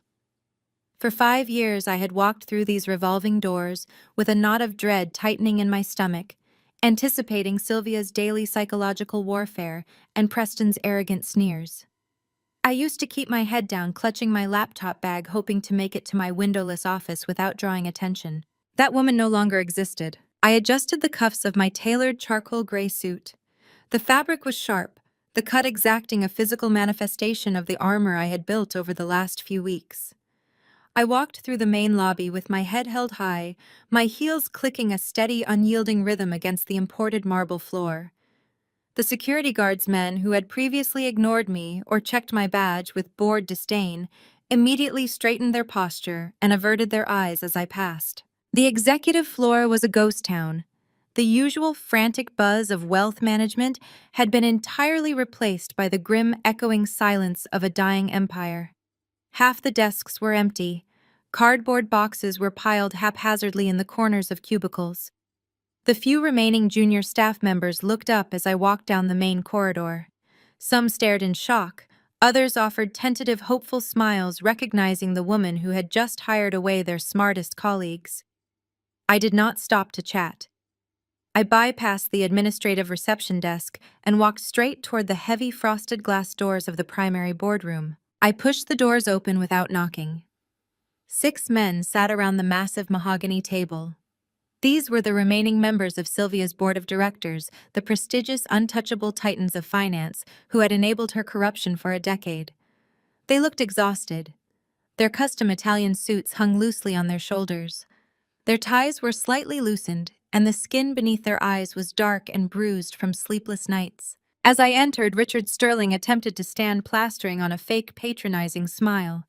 "Nicole, thank you for coming up. We appreciate you taking the time to—" I did not let him finish. I walked past the empty chairs on the side of the table, moved directly to the head of the boardroom, and took Sylvia's old seat. The leather chair creaked softly in the quiet room. I placed my hands flat on the polished wood and looked at the 6 men staring back at me. "Let us skip the pleasantries, Richard," I said, my voice echoing in the cavernous room. "You asked for a meeting to propose an acquisition. I am here to listen. Speak." Richard blinked, clearly thrown by my refusal to engage in corporate small talk. He cleared his throat, glancing nervously at the man seated to his right, a senior partner named Harrison. "Right, well." Richard began adjusting a stack of folders in front of him. "As I mentioned on the phone, the board has voted unanimously to seek a quiet acquisition. Aegis Financial Security is in a unique position to absorb our remaining assets. We are prepared to transfer the remaining Tier 2 client portfolios, our proprietary trading algorithms, and the physical lease of this building. In exchange, we ask for a lump sum payout that represents 20 cents on the dollar of our Q1 valuation." Harrison leaned forward, clasping his hands together. He looked at me with the same condescending, patriarchal expression he had used to dismiss me for years. "It is an incredible opportunity for a startup kid," Harrison said, his tone thick with unearned arrogance. "You get to bypass years of infrastructure building. However, this transfer is contingent on Aegis assuming liability for the pending SEC regulatory fines, and of course honoring the golden parachute severance packages explicitly outlined in our executive contracts." I stared at Harrison, letting his words hang in the dead air of the boardroom. They were facing federal indictments and total bankruptcy, yet they still believed they could dictate terms to me. They still saw me as the frightened compliance officer they could bully into submission. "My severance alone is $7 million, Harrison added, mistaking my silence for hesitation. "It is non-negotiable, Nicole. We are handing you a legacy institution. You have to pay the toll to play with the big boys." I did not raise my voice. I did not show a single ounce of the rage that had fueled me for the past 5 years. I simply smiled, a cold, sharp expression that made Richard physically flinch. August 14th, 2 years ago, I stated, my voice slicing through their pathetic posturing. The board members exchanged confused glances.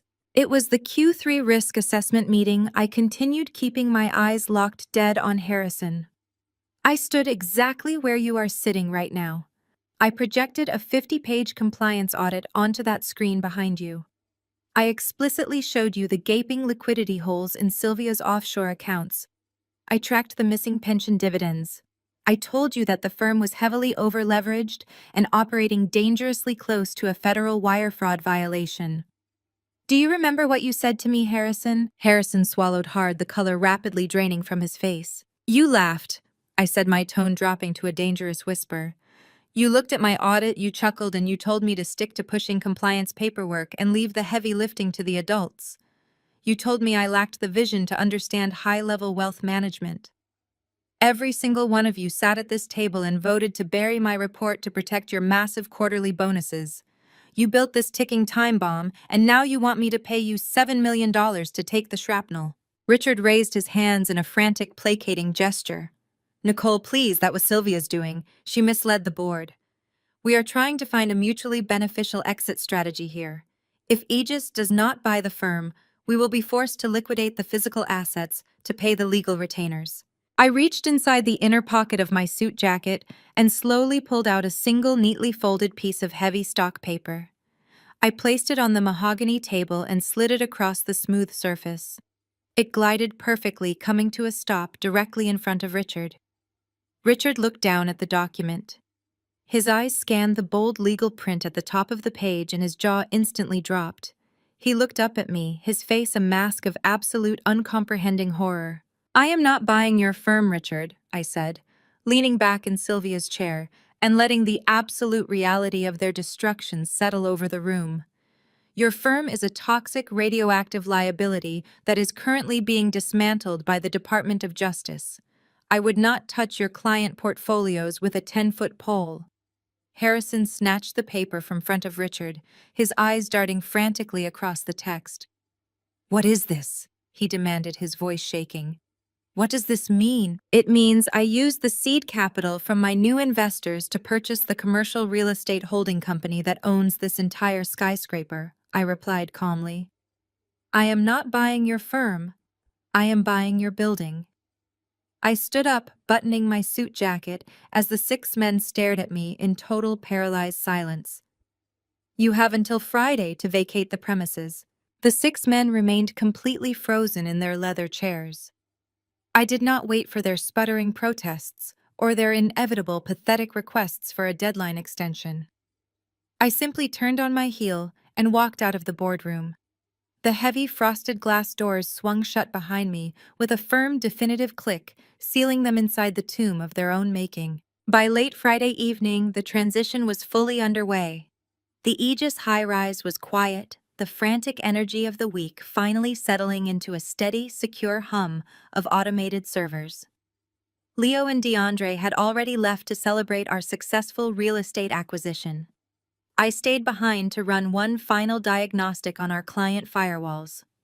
Satisfied that every asset was locked down tight, I packed my briefcase and took the private elevator down to the subterranean parking garage. The underground level was damp and dimly lit, filled with the low, echoing drone of industrial ventilation fans. My footsteps snapped sharply against the raw concrete. I pressed the unlock button on my key fob, watching the headlights of my car flash in the shadowy distance. As I approached my vehicle, a figure detached itself from the gloom behind a concrete support pillar.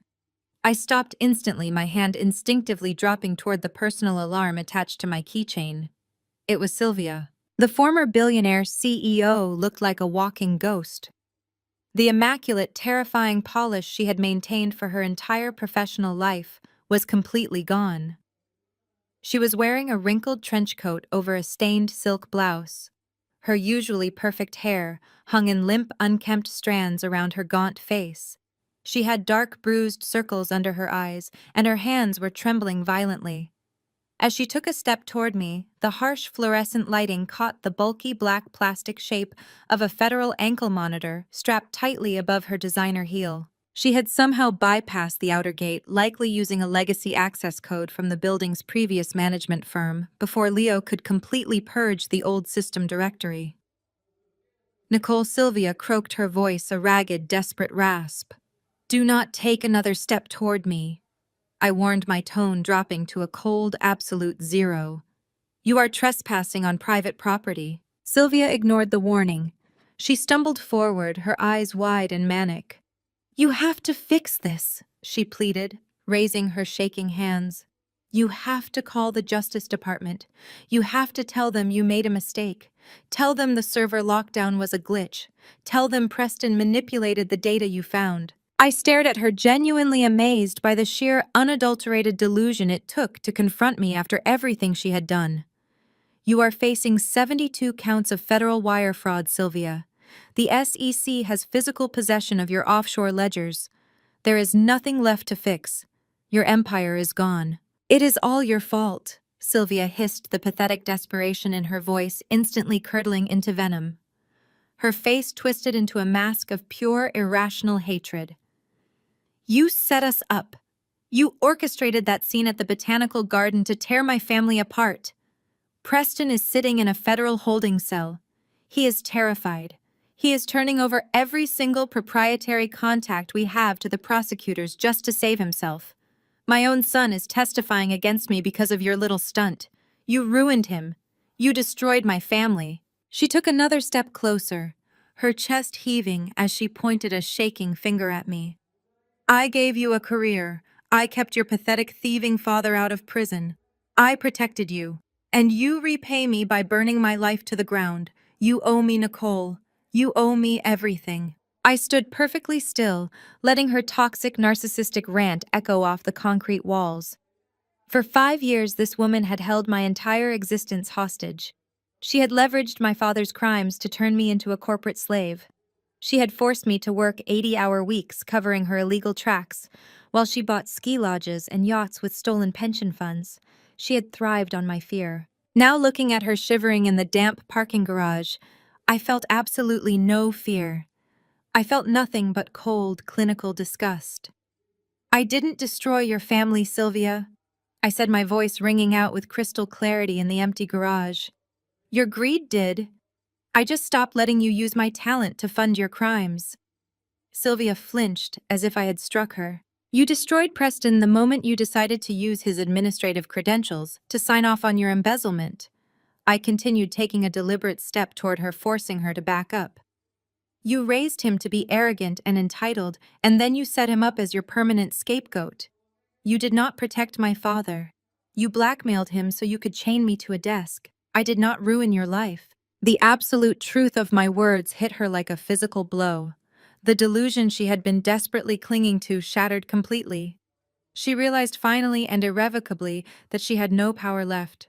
She had no leverage. She could not bully me, she could not blackmail me, and she could not control me. Sylvia let out a guttural, furious scream. Her face went entirely red, the veins in her neck bulging as she completely lost her mind. She lunged forward, raising her right hand high in the air, her fingers curled, preparing to slap me across the face with every ounce of rage she had left. I did not flinch. I did not even raise my arms to block her. Sylvia's hand stopped dead in midair.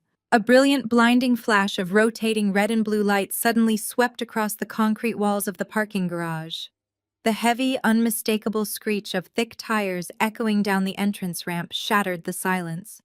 A Boston Police Department cruiser, closely followed by a black federal SUV, aggressively swerved into the underground level, their headlights pinning Sylvia against the concrete pillar like a trapped animal. Sylvia stared at the approaching vehicles, her raised hand trembling violently as the blood rapidly drained from her face. The crushing reality of her colossal mistake dawned on her in real time. In her desperate, manic need to control me, Sylvia had completely forgotten the strict, non-negotiable terms of her federal bail release. She had just tracked down, cornered, and attempted to physically assault the prosecution's primary star witness. The officers moved with brutal, practiced efficiency. Sylvia screamed absolute obscenities, her voice cracking as the heavy metal cuffs clamped down over her wrists. I stood my ground, my expression entirely blank, watching the flashing red and blue lights reflect off the damp concrete. Two federal agents materialized from the black SUV flanking the local police officers. They did not read her rights gently. They shoved her into the back of the cruiser, slamming the heavy door and severing her manic, desperate shrieks. I gave my official statement to the lead agent, handed over the garage security footage access codes, and drove home. I slept for 9 uninterrupted hours. It was the best sleep I had experienced in half a decade. Tuesday morning brought a new, beautiful kind of silence. The financial news networks were completely consumed by Sylvia's dramatic bail revocation. Aegis Financial Security, meanwhile, was operating at maximum frictionless efficiency. We had successfully onboarded the last of the Tier 1 clients, and our trading algorithms were outperforming our initial projections by double digits. I was sitting at my desk looking out over the panoramic view of the harbor, reviewing our quarterly projections, when my private inbox chimed. I clicked the notification. The sender name made my hand freeze over the mouse. Richard, my father. I had not spoken to the man outside of mandatory, rigidly controlled corporate functions in years. Sylvia had used his previous offshore financial crimes to blackmail me into servitude, and he had happily allowed it, hiding behind her skirts to avoid federal prison. Now that Sylvia's empire had turned to ash, his protective shield had completely evaporated. I opened the email. It was a masterpiece of narcissistic delusion. He called me his brilliant, visionary daughter. He claimed he had always known I was destined for absolute greatness. Then, buried beneath 3 paragraphs of sickening, transparent flattery, came the unvarnished truth. His creditors were circling. The offshore accounts Sylvia had managed for him were frozen by the SEC. He was facing immediate, catastrophic bankruptcy. He was begging for a position at Aegis. A senior vice president title, a consulting retainer, a board seat, anything that would provide a six-figure salary and satisfy the banks preparing to seize his sprawling estate. I did not forward the email to the legal department. I did not delete it. I replied with a single line of text containing an address and a time. The Silver Spoon Diner was located on the gritty industrial outskirts of the city, miles away from the polished glass and steel of the financial district. It smelled permanently of burnt coffee bleach and decades of fried grease. I arrived exactly at noon. Richard was already sitting in a cracked vinyl booth near the back facing the door. He wore a tailored navy suit that looked completely absurd in the dingy neon-lit establishment. His silver hair was perfectly styled, but the heavy bags under his eyes and the nervous tremor in his hands betrayed his profound desperation.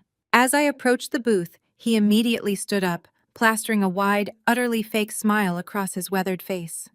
He opened his arms, stepping forward to pull me into a paternal embrace. I did not slow my pace. I stepped to the side, bypassing his open arms entirely, and slid into the booth opposite him. "Sit down, Richard," I commanded, my voice devoid of any warmth. He blinked, lowering his arms and sinking back into the torn vinyl seat. He let out a nervous chuckle, attempting to smooth over the blatant rejection. "All business, just like always," he said aggressively, adjusting his silk tie. "I respect that, Nicole. You are surgical. Watching you dismantle Sylvia's firm from the inside was spectacular. You get that killer instinct straight from me." I stared at him. The sheer audacity was almost impressive. "You are facing Chapter 11 bankruptcy," I stated flatly. "The SEC is actively auditing the shell companies Sylvia set up to hide your previous embezzlement. You are completely out of money, and you are terrified the Department of Justice is going to subpoena your personal records next." Richard swallowed hard, his fake smile dropping instantly. "The market has been volatile," he lied, leaning across the sticky laminate table. "Sylvia made poor investments with my capital. I am a victim of her gross mismanagement. But I have decades of high-level administrative experience, Nicole. I have relationships. If you bring me on board at Aegis, even just as an executive consultant, it will stabilize my credit lines. We can frame it as a family alliance. It is a fantastic narrative for the financial press. The prodigal father and the victorious daughter uniting to build a new empire." I listened to him pitch his own salvation, marveling at how small and pathetic he looked in the harsh diner lighting. For years, this man had been the boogeyman hanging over my career. To keep him out of federal prison, I had sacrificed my youth, my peace of mind, and my dignity to Sylvia Bancroft. He had actively traded his own daughter into corporate servitude so he could maintain his country club memberships and his luxury vehicles. "You want family loyalty?" I said, keeping my gaze locked on his desperate, searching eyes. "Exactly," Richard agreed eagerly, nodding his head emphatically. "Blood is thicker than water, Nicole. We are family. We protect each other." I reached into my tailored blazer and pulled out a slim, leather-bound checkbook. I unclipped a silver pen from the spine. Richard's eyes immediately tracked the movement. His rigid posture relaxed. A look of profound, greedy relief washed over his face. He believed he had won. He genuinely believed that deep down, I was still the terrified little girl desperately seeking her father's approval. I smoothed the checkbook flat against the table. I filled out the date, wrote his legal name on the payee line, and filled in the numeric box. I signed the bottom with a sharp, aggressive flourish. I tore the check from the ledger and slid it across the table face up. Richard reached out and snatched the paper, a triumphant smile returning to his lips. He looked down at the numbers. His smile vanished. The blood drained from his face, leaving him looking sickly and gray. He stared at the check, then looked up at me, his brow furrowed in genuine, panicked confusion. $500, he whispered, his voice cracking. "Nicole, this has to be a mistake. My monthly mortgage alone is $15,000. "This is nothing. It is exactly $500, I replied, folding my hands on the table. "What is this supposed to mean?" he demanded, his voice rising in anger. May 22nd, 12 years ago, I stated, my voice as cold and hard as a diamond. It was my college graduation. I had spent the last 4 years working 3 separate minimum wage jobs to pay my own tuition because you claimed the family business was struggling. I graduated summa cum laude. You arrived an hour late, reeking of scotch. We went to a diner exactly like this one. You handed me a check for exactly $500. You told me I was a bad investment.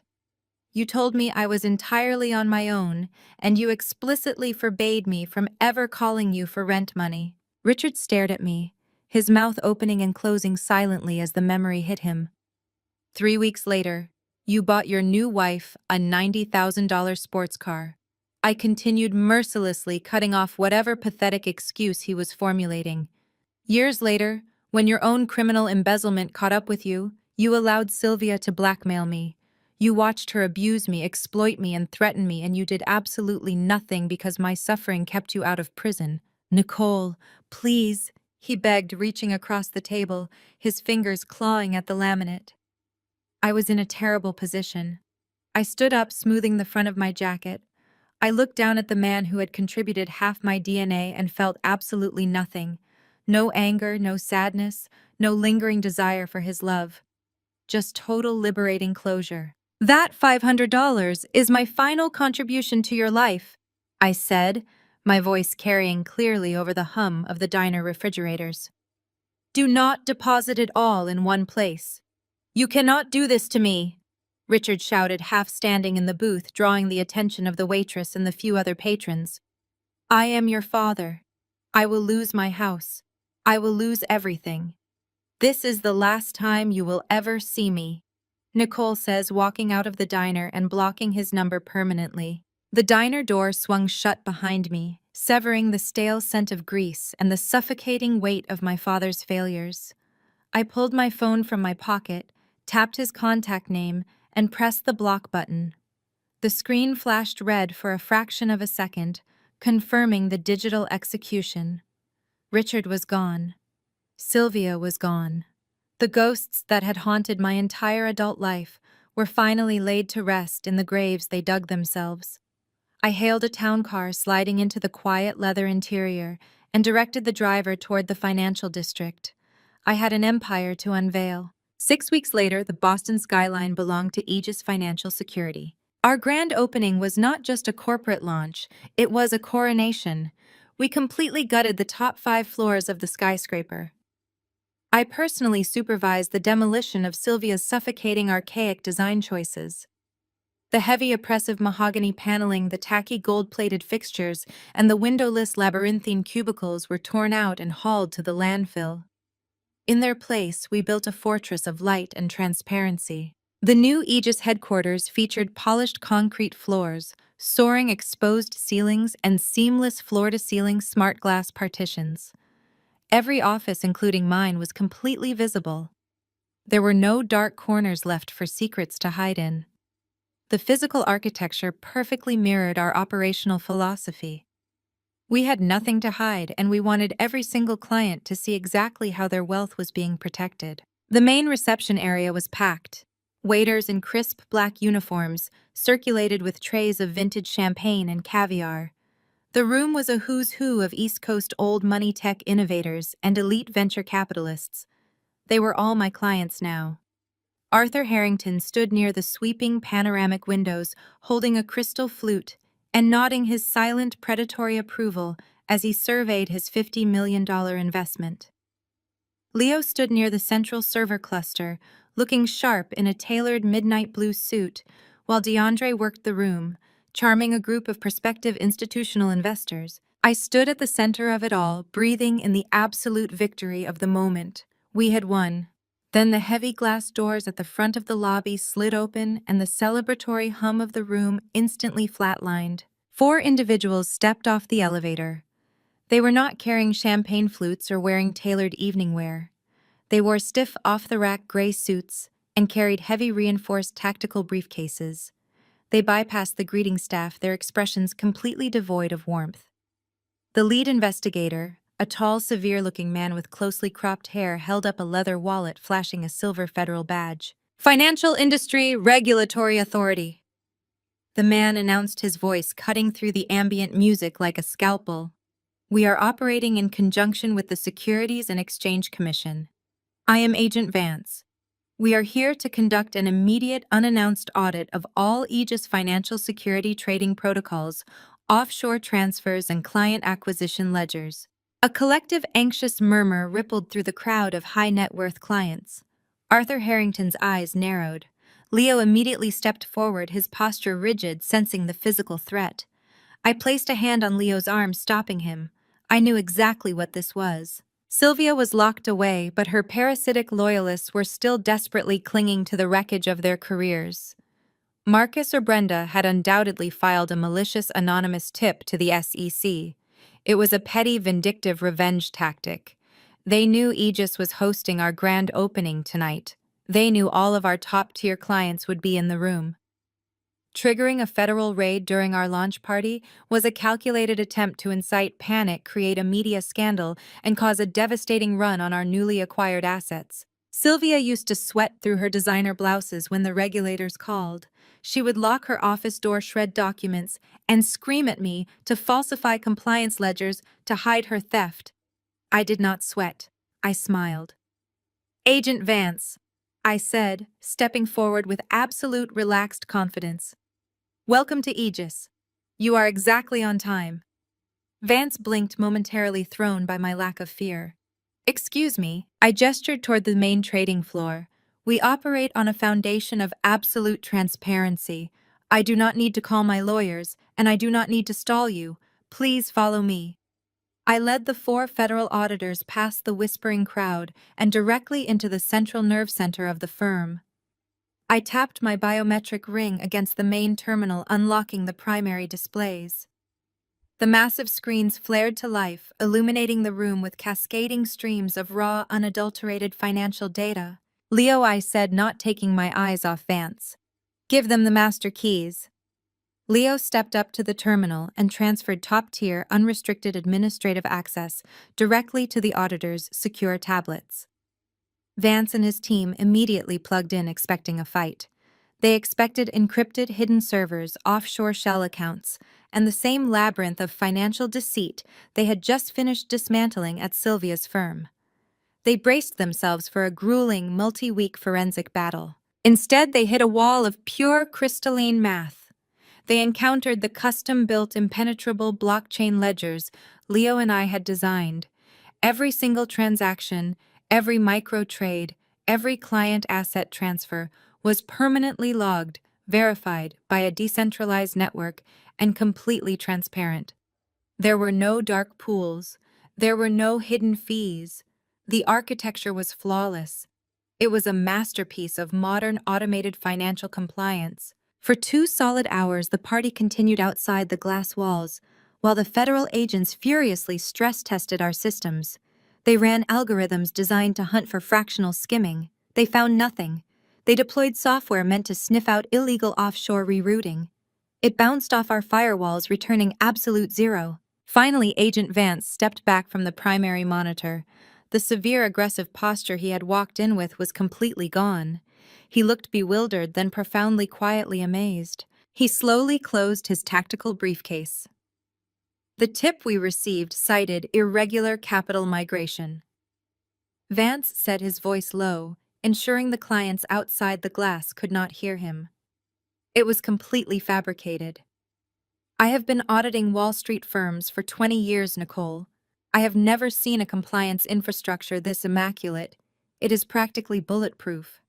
"That is why they trust me with their money, Agent Vance," I replied, offering a polite, razor-sharp smile. Vance hesitated, looking at the screens one last time before extending his hand. "The Federal Oversight Committee is currently struggling to regulate automated high-frequency trading platforms. We are losing the technological arms race. Would you be open to acting as an independent consultant for the SEC? We need people who know how to build this kind of armor." I shook his hand firmly. "Have your director call my office on Monday. We will discuss my consulting retainer." Vance nodded, signaling his team to pack up. As the federal agents exited the building, the tension in the lobby completely evaporated, replaced by a massive, triumphant roar of applause from my clients. They had just watched their new wealth manager stare down a surprise federal audit and walk out with a job offer from the government. The level of trust and invincibility I had just cemented was absolute. I grabbed a glass of champagne from a passing tray and turned to Leo and DeAndre. We clinked our glasses together, the crystal ringing a clear, victorious note. Then Chloe gasped. She was standing near the eastern wall of the trading floor, pointing a shaking finger toward the massive flat-screen televisions mounted above the analysts' desks. The ambient music playing through the office speakers was suddenly cut off, replaced by the audio feed from the local news broadcast. Every single person in the room turned toward the screens. The camera showed a live aerial shot of the federal courthouse in downtown Boston. The flashing red banner across the bottom of the screen dominated the broadcast. Breaking news verdict reached in United States versus Bancroft. The news anchors were frantically shuffling their papers, their voices tight with anticipation. The heavy oak doors of the courthouse swung open, and a swarm of federal marshals stepped out onto the granite steps, pushing back the surging crowd of reporters. "The verdict is in the lead anchor," announced his voice echoing through my pristine glass-walled empire. I took a slow sip of my champagne, my eyes locked on the screen, waiting for the final nail to be driven into the coffin. The entire trading floor went completely still. The clinking of crystal champagne flutes ceased instantly. Dozens of top-tier investors, brilliant quantitative analysts, and elite tech developers turned their undivided attention to the massive flat-screen monitors mounted across the eastern wall. Leo stood to my left, his arms crossed tightly over his chest, his jaw set in a hard line. DeAndre leaned against a smart glass partition, his usual charming smile replaced by intense focus. Hannah, our lead communications director, stepped up beside me, her eyes wide with anticipation as she clutched her tablet. On the screen, a federal prosecutor stepped up to a cluster of microphones bristling with network logos. The sharp afternoon wind whipped at his dark wool coat as he adjusted his notes on the podium. "The federal jury has reached a unanimous decision in the matter of the United States versus Sylvia Bancroft and Preston Bancroft," he stated, his voice ringing with absolute clinical authority over the broadcast. The camera split, showing archive footage of Sylvia and Preston walking into the courthouse weeks ago, looking arrogant, wealthy, and utterly untouchable. That fragile facade was about to be permanently shattered in front of the entire world. For his active role in the systemic fabrication of financial records, corporate sabotage, and the deliberate obstruction of a federal investigation. The prosecutor continued, his eyes scanning the crowd of journalists. "Preston Bancroft has been sentenced to 12 years in a federal penitentiary." A collective sharp gasp rippled through the lobby of my firm. 12 years. Preston, the arrogant, entitled prince of the Bancroft Empire, was going to spend the next decade in a concrete box. He would lose his youth, his luxury sports cars, and his status in one swift, devastating stroke of judicial execution. But the prosecutor was not finished. He turned a page on his podium, his expression hardening. "Regarding the primary defendant, Sylvia Bancroft, the charges and subsequent penalties are significantly more severe," the prosecutor announced, looking directly into the camera lens. "Given the egregious predatory nature of the embezzlement, specifically the targeted skimming of multi-state union pension funds, this court recognizes the profound financial violence inflicted upon thousands of vulnerable elderly citizens. Therefore, Sylvia Bancroft is sentenced to 15 years in federal prison. Furthermore, due to the specific elder fraud enhancements applied by the Department of Justice, this sentence carries zero possibility of parole. 15 years. No early release, no quiet plea deals, no high-priced corporate lawyers finding a miraculous loophole. Sylvia would be nearly 80 years old before she ever walked as a free woman again. She was going to wither away and die in the very system she thought she possessed the intelligence to outsmart." The broadcast cut back to the news studio. Two anchors sat at a sleek desk, their expressions a mix of professional gravity and undeniable wide-eyed awe. "This is a historic day for federal financial oversight," the male anchor said, shuffling his digital notes. "But what makes the total collapse of the Bancroft Empire truly remarkable is exactly how it was brought down. For years, Sylvia Bancroft operated a virtually undetectable shadow ledger. The SEC freely admits they were entirely blind to the deception. The female anchor nodded emphatically, turning to her dedicated camera. That is correct, Tom. The Department of Justice released an official statement just moments ago, explicitly crediting a former executive for uncovering the massive fraud. Nicole Preston, acting as a confidential whistleblower, meticulously gathered thousands of encrypted files, bypassed Sylvia Bancroft's illegal firewalls from the inside, and handed the federal government a fully prosecuted case on a silver platter. My name echoed through the high-definition speakers of my own firm. Legal experts are already calling it the most brilliant corporate takedown in modern history. The anchor continued, her voice rising with excitement. Nicole Preston not only cleared her own name of any associated wrongdoing, but demonstrated a level of forensic financial genius that has the entire industry buzzing today. She is no longer just a survivor of the Bancroft collapse. She is a financial industry legend. The trading floor absolutely erupted. It was not just polite corporate applause. It was a deafening, thunderous roar of genuine, unrestrained triumph. DeAndre grabbed my shoulder, shaking me with absolute elation, a massive grin splitting his face. Hannah let out a sharp, joyous cheer, raising her champagne glass high into the air. Leo, usually a man of total, unwavering stoicism, broke into a wide smile and pulled me into a brief, crushing hug. The elite investors and venture capitalists in the room were looking at me not just with respect, but with profound, undeniable awe. I had not just protected my own newly minted firm from a surprise federal audit.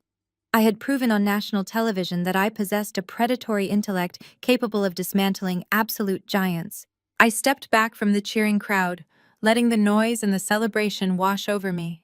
I looked up at the television screen, watching the news ticker tape flash my name in bold, glowing letters across the bottom. For 5 years, I had lived in a state of permanent, suffocating terror. I remembered the 80-hour work weeks, the endless nights staring at spreadsheets until my eyes bled. I remembered the vicious psychological gaslighting. I remembered the crippling panic attacks in the employee restroom, hyperventilating while Sylvia screamed venomous insults through the door. I remembered feeling like a trapped animal, convinced that my only value was as a corporate scapegoat for a family of ruthless criminals. Standing there in the gleaming, transparent heart of Aegis Financial Security, I felt a physical sensation ripple through my chest. The heavy iron chains of anxiety that had bound my lungs for half a decade simply dissolved. The crushing weight vanished. The ghost of Sylvia Bancroft evaporated into the ether. She had no power here. She had no power over my father, no power over the global markets, and absolutely no power over me. I was completely, irrevocably free. A sharp vibration against my hip pulled me from my thoughts. I reached into my tailored blazer pocket and pulled out my private encrypted smartphone. The screen displayed a single high-priority caller ID. Arthur Harrington. I held up a finger to Leo, signaling for a moment of quiet, and stepped away from the party into my soundproof glass office. The heavy door clicked shut behind me, plunging the room into total, absolute silence. I answered the call. Nicole Arthur's voice boomed through the receiver. The gravelly, authoritative tone was vibrating with a terrifying kind of excitement. I am watching the news. I just watched you feed the SEC regulators out of the palm of your hand in the lobby, and now I am watching the federal government declare you the smartest woman on Wall Street. It has been a highly productive Tuesday, Arthur, I replied, my voice smooth and perfectly calibrated. He let out a sharp, barking laugh. I like a woman who does not underplay her victories. Listen to me very carefully, Nicole. I just got off a secure conference call with a syndicate of international investors. Sovereign wealth funds from Dubai, tech conglomerates out of Tokyo, and a private banking consortium in Geneva. I stood up straight, my pulse accelerating. Go on. They watched the broadcast, Nicole. They watched you build an impenetrable fortress and destroy your enemies with clinical precision. They are terrified of the current market volatility, and they want the exact armor you just built. Arthur paused, letting the silence hang for a fraction of a second before delivering the killing blow. They want to move $5 billion into Aegis Financial Security, and they want it done by Monday morning. Tell them the transfer protocols are already active, Arthur, I said, my voice remarkably steady against the muffled roar of the trading floor vibrating through my soundproof glass walls. We will be ready to receive the $5 billion by Monday at 8 o'clock sharp. Aegis is open for business. Arthur chuckled, a deep rumbling sound of predatory approval. I will wire the routing numbers. Give them hell, Nicole. The line clicked dead. I lowered the phone, staring out through the transparent partitions at the empire I had just claimed. Monday morning arrived, not with the frantic, sweat-soaked dread that had defined the start of the week under Sylvia Bancroft, but with a sharp, electric hum of genuine purpose. I stood at the front of the main trading floor. The panoramic windows behind me framed the Boston Harbor, bathing the room in crisp, blinding natural light. Before me stood 85 employees. They were not the silver spoon sycophants, the golfing buddies, or the compliant, morally flexible yes-men Sylvia had always prized. I had systematically recruited the underdogs. These were the brilliant, exhausted analysts Sylvia had buried in the basement to hide their talent. These were the compliance officers she had constantly threatened with termination for doing their jobs too well. These were the junior administrative staff Preston had treated like disposable personal servants. I knew every single one of their faces. I knew their capabilities, and I knew exactly how much abuse they had endured. For years, I began my voice carrying cleanly across the open concept space, requiring no microphone in the dead silent room. You were told that survival in this industry required sacrificing your integrity, your weekends, and your self-respect. You were conditioned to believe that 80-hour work weeks were a badge of honor, rather than a glaring symptom of gross executive mismanagement. You were explicitly instructed to look the other way when the ledgers did not balance all to fund the lavish lifestyles of people who could not even comprehend their own trading terminals. I watched the physical relief wash over the crowd. Shoulders dropped, jaws unclenched. I met the eyes of Sarah, a senior risk assessor whom Sylvia had routinely screamed at until she hyperventilated in the supply closet. I saw Michael, a brilliant quantitative developer whose algorithms Preston had repeatedly stolen and presented to the executive board as his own proprietary genius. That era is dead. I stated, the absolute finality of the words ringing in the crisp air. Aegis Financial Security operates on a fundamentally different paradigm. There is zero nepotism here. There are no protected classes and no golden children. We do not skim, we do not obfuscate, and we do not lie to our clients or to each other. You are standing in this room today because you are the sharpest, most capable minds in the financial sector, and from this moment forward, you will be compensated and treated as such. Furthermore, anyone caught staying in this office past 6 o'clock on a Friday will have their network access suspended until Monday morning. You have lives outside of this firm. I expect you to go live them. A ripple of disbelieving laughter ran through the room, quickly solidifying into genuine, fierce applause. I held up a hand, signaling for quiet. I had one final piece of structural realignment to execute. David. I called out, my gaze locking onto a young man standing near the back of the crowd. He instinctively flinched, a residual reflex from years of sudden, arbitrary verbal abuse. Step up to the front, please. David hesitated, then walked forward, the crowd parting to let him through. He was arguably the most gifted forecasting analyst I had ever met, possessing an intuitive, almost terrifying grasp of market volatility. Yet under the Bancroft regime, his intellect had been entirely irrelevant. I vividly remembered a freezing morning last February. I had found David standing in the sleet outside a luxury dry cleaner, shivering in a cheap overcoat. Preston had demanded David walk 3 miles in the snow to fetch his custom Italian suits, explicitly forbidding him from taking a company car because he claimed it built character. Preston had then formally written David up for being late to his afternoon shift. David stopped a few feet from me, shifting his weight nervously, clutching a data tablet to his chest. Yes, Ms. Preston. You accurately predicted the collapse of the tech sector bonds 3 months before the market reacted, I said, ensuring the entire floor could hear the clarity in my voice. You brought the raw data to Preston. He told you to throw it away, called you an incompetent idiot in front of the entire floor, and then sent you out in a blizzard to pick up his dry cleaning. David swallowed hard, nodding once his knuckles turning white as he gripped the tablet. Your forecasting models are currently the exact foundation of our new risk mitigation strategy. I continued closing the distance between us.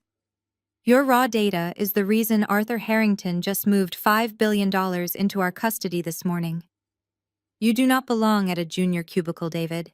I reached into my tailored pocket and pulled out a heavy silver key fob.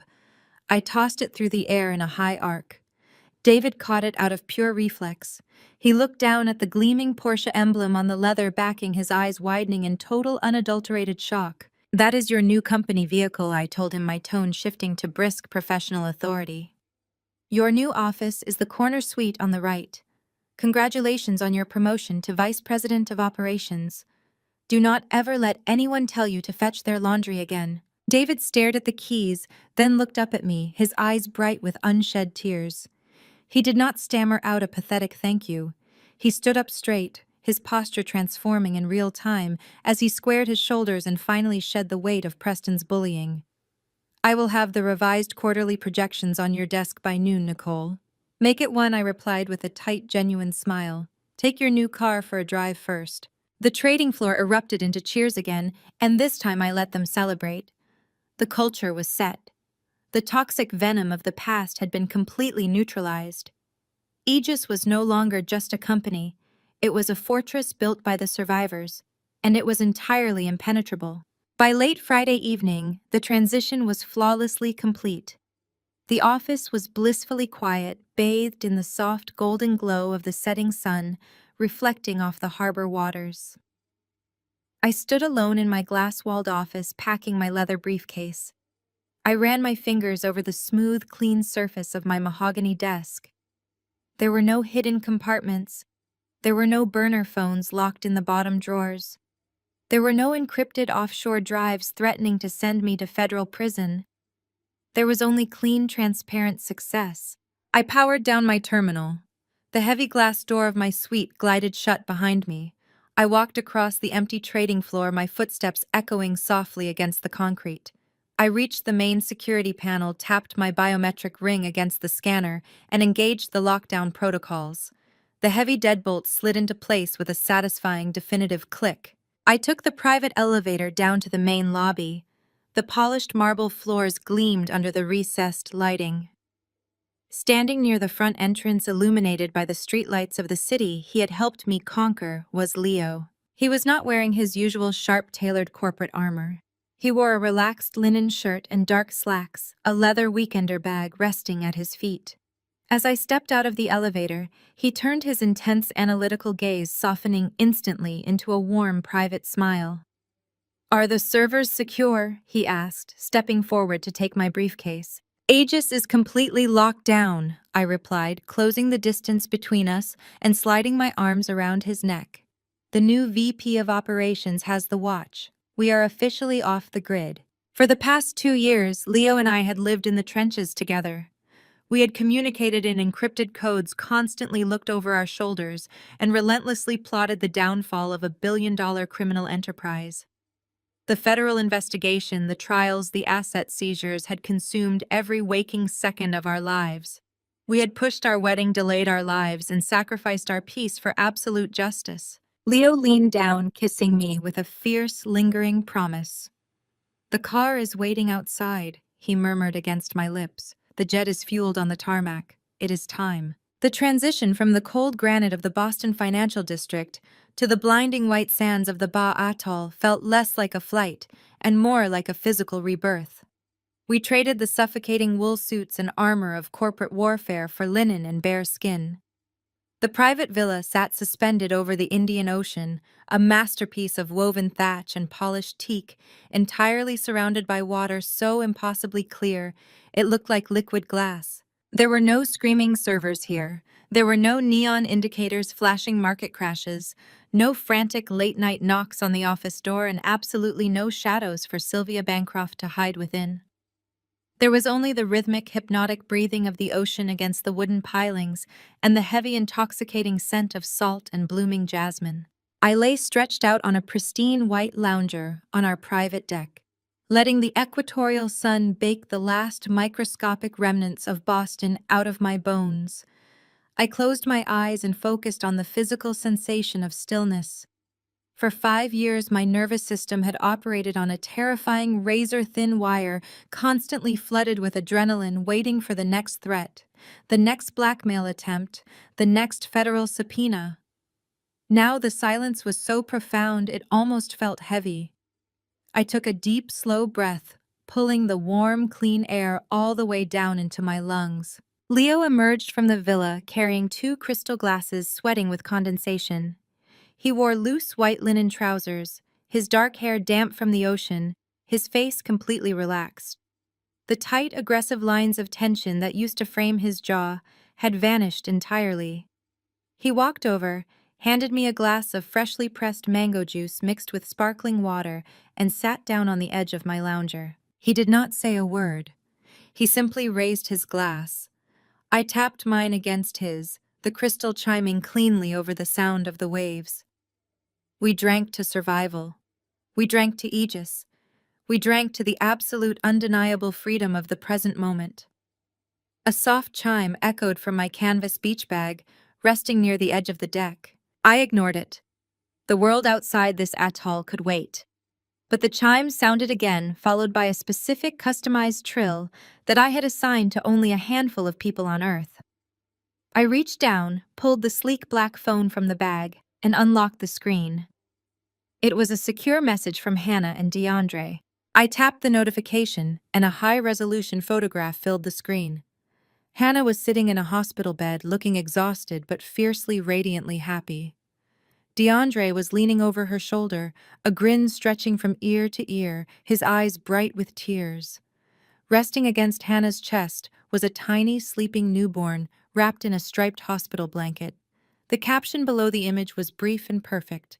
"Welcome to the world, Marcus. The new VP of Morale has officially arrived." A massive, genuine smile broke across my face. I tilted the screen toward Leo so he could see. He let out a low, warm laugh, shaking his head in quiet amazement. They had kept the pregnancy entirely off the radar during the final brutal months of the federal trial, fiercely protecting their peace from the media circus surrounding Sylvia's downfall. Now they were safe. They were secure.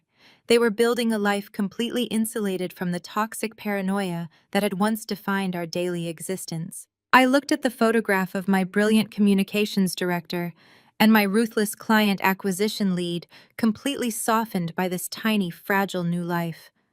I realized with a profound wave of emotion exactly what I had built. Sylvia had ruled through fear. She had weaponized loyalty, viewing every employee as a hostage and every relationship as leverage. My biological father, Richard, had viewed blood ties as nothing more than a transactional currency to keep himself out of a federal penitentiary. They had both demanded unquestioning fealty while offering absolutely nothing but betrayal in return. But the people working for me now at Aegis, Leo DeAndre, Hannah David, and all the brilliant underdogs we had pulled from the wreckage, they were my actual family. It was a family forged not by the accident of genetics, but by shared survival. It was an empire built on absolute respect, mutual protection, and the unbreakable bond of walking through fire together and coming out the other side intact. I began typing a message of congratulations, offering to set up a college trust fund for little Marcus, the second we returned to the States, when a completely different notification banner slid down from the top of the screen. It was an automated keyword alert I had established in the Federal Asset Forfeiture database months ago. I tapped the banner. The web browser opened, loading the official auction portal for the United States Department of Justice. Right there, taking up the entire front page of the site, was a high-resolution photograph of a 90-foot luxury yacht. It was the Sovereign. I stared at the image, a cold, clinical satisfaction spreading through my chest. The Sovereign was Sylvia's prized floating monument to her own unchecked greed. She had purchased it using the aggressively skimmed pension funds of blue-collar union workers. It was a masterclass in atrocious, gaudy taste, featuring imported Italian marble floors that cracked under the ocean swell and solid gold fixtures in all 6 bathrooms. Preston used to brag about it relentlessly. He would strut through the bullpen on Monday mornings, his skin unnaturally tanned, loudly recounting his weekend excursions to Nantucket and Monaco. He would force the junior analysts' kids who were drowning in student debt and eating cold ramen at their desks to look at photos of his private chef preparing caviar service on the aft deck. He would even drop the yacht's exorbitant docking and maintenance invoices on my desk, demanding I bury them in the corporate expense ledgers as off-site client entertainment. Now the Sovereign was listed with a humiliatingly low starting bid. The bright red federal seizure warning was stamped across the listing.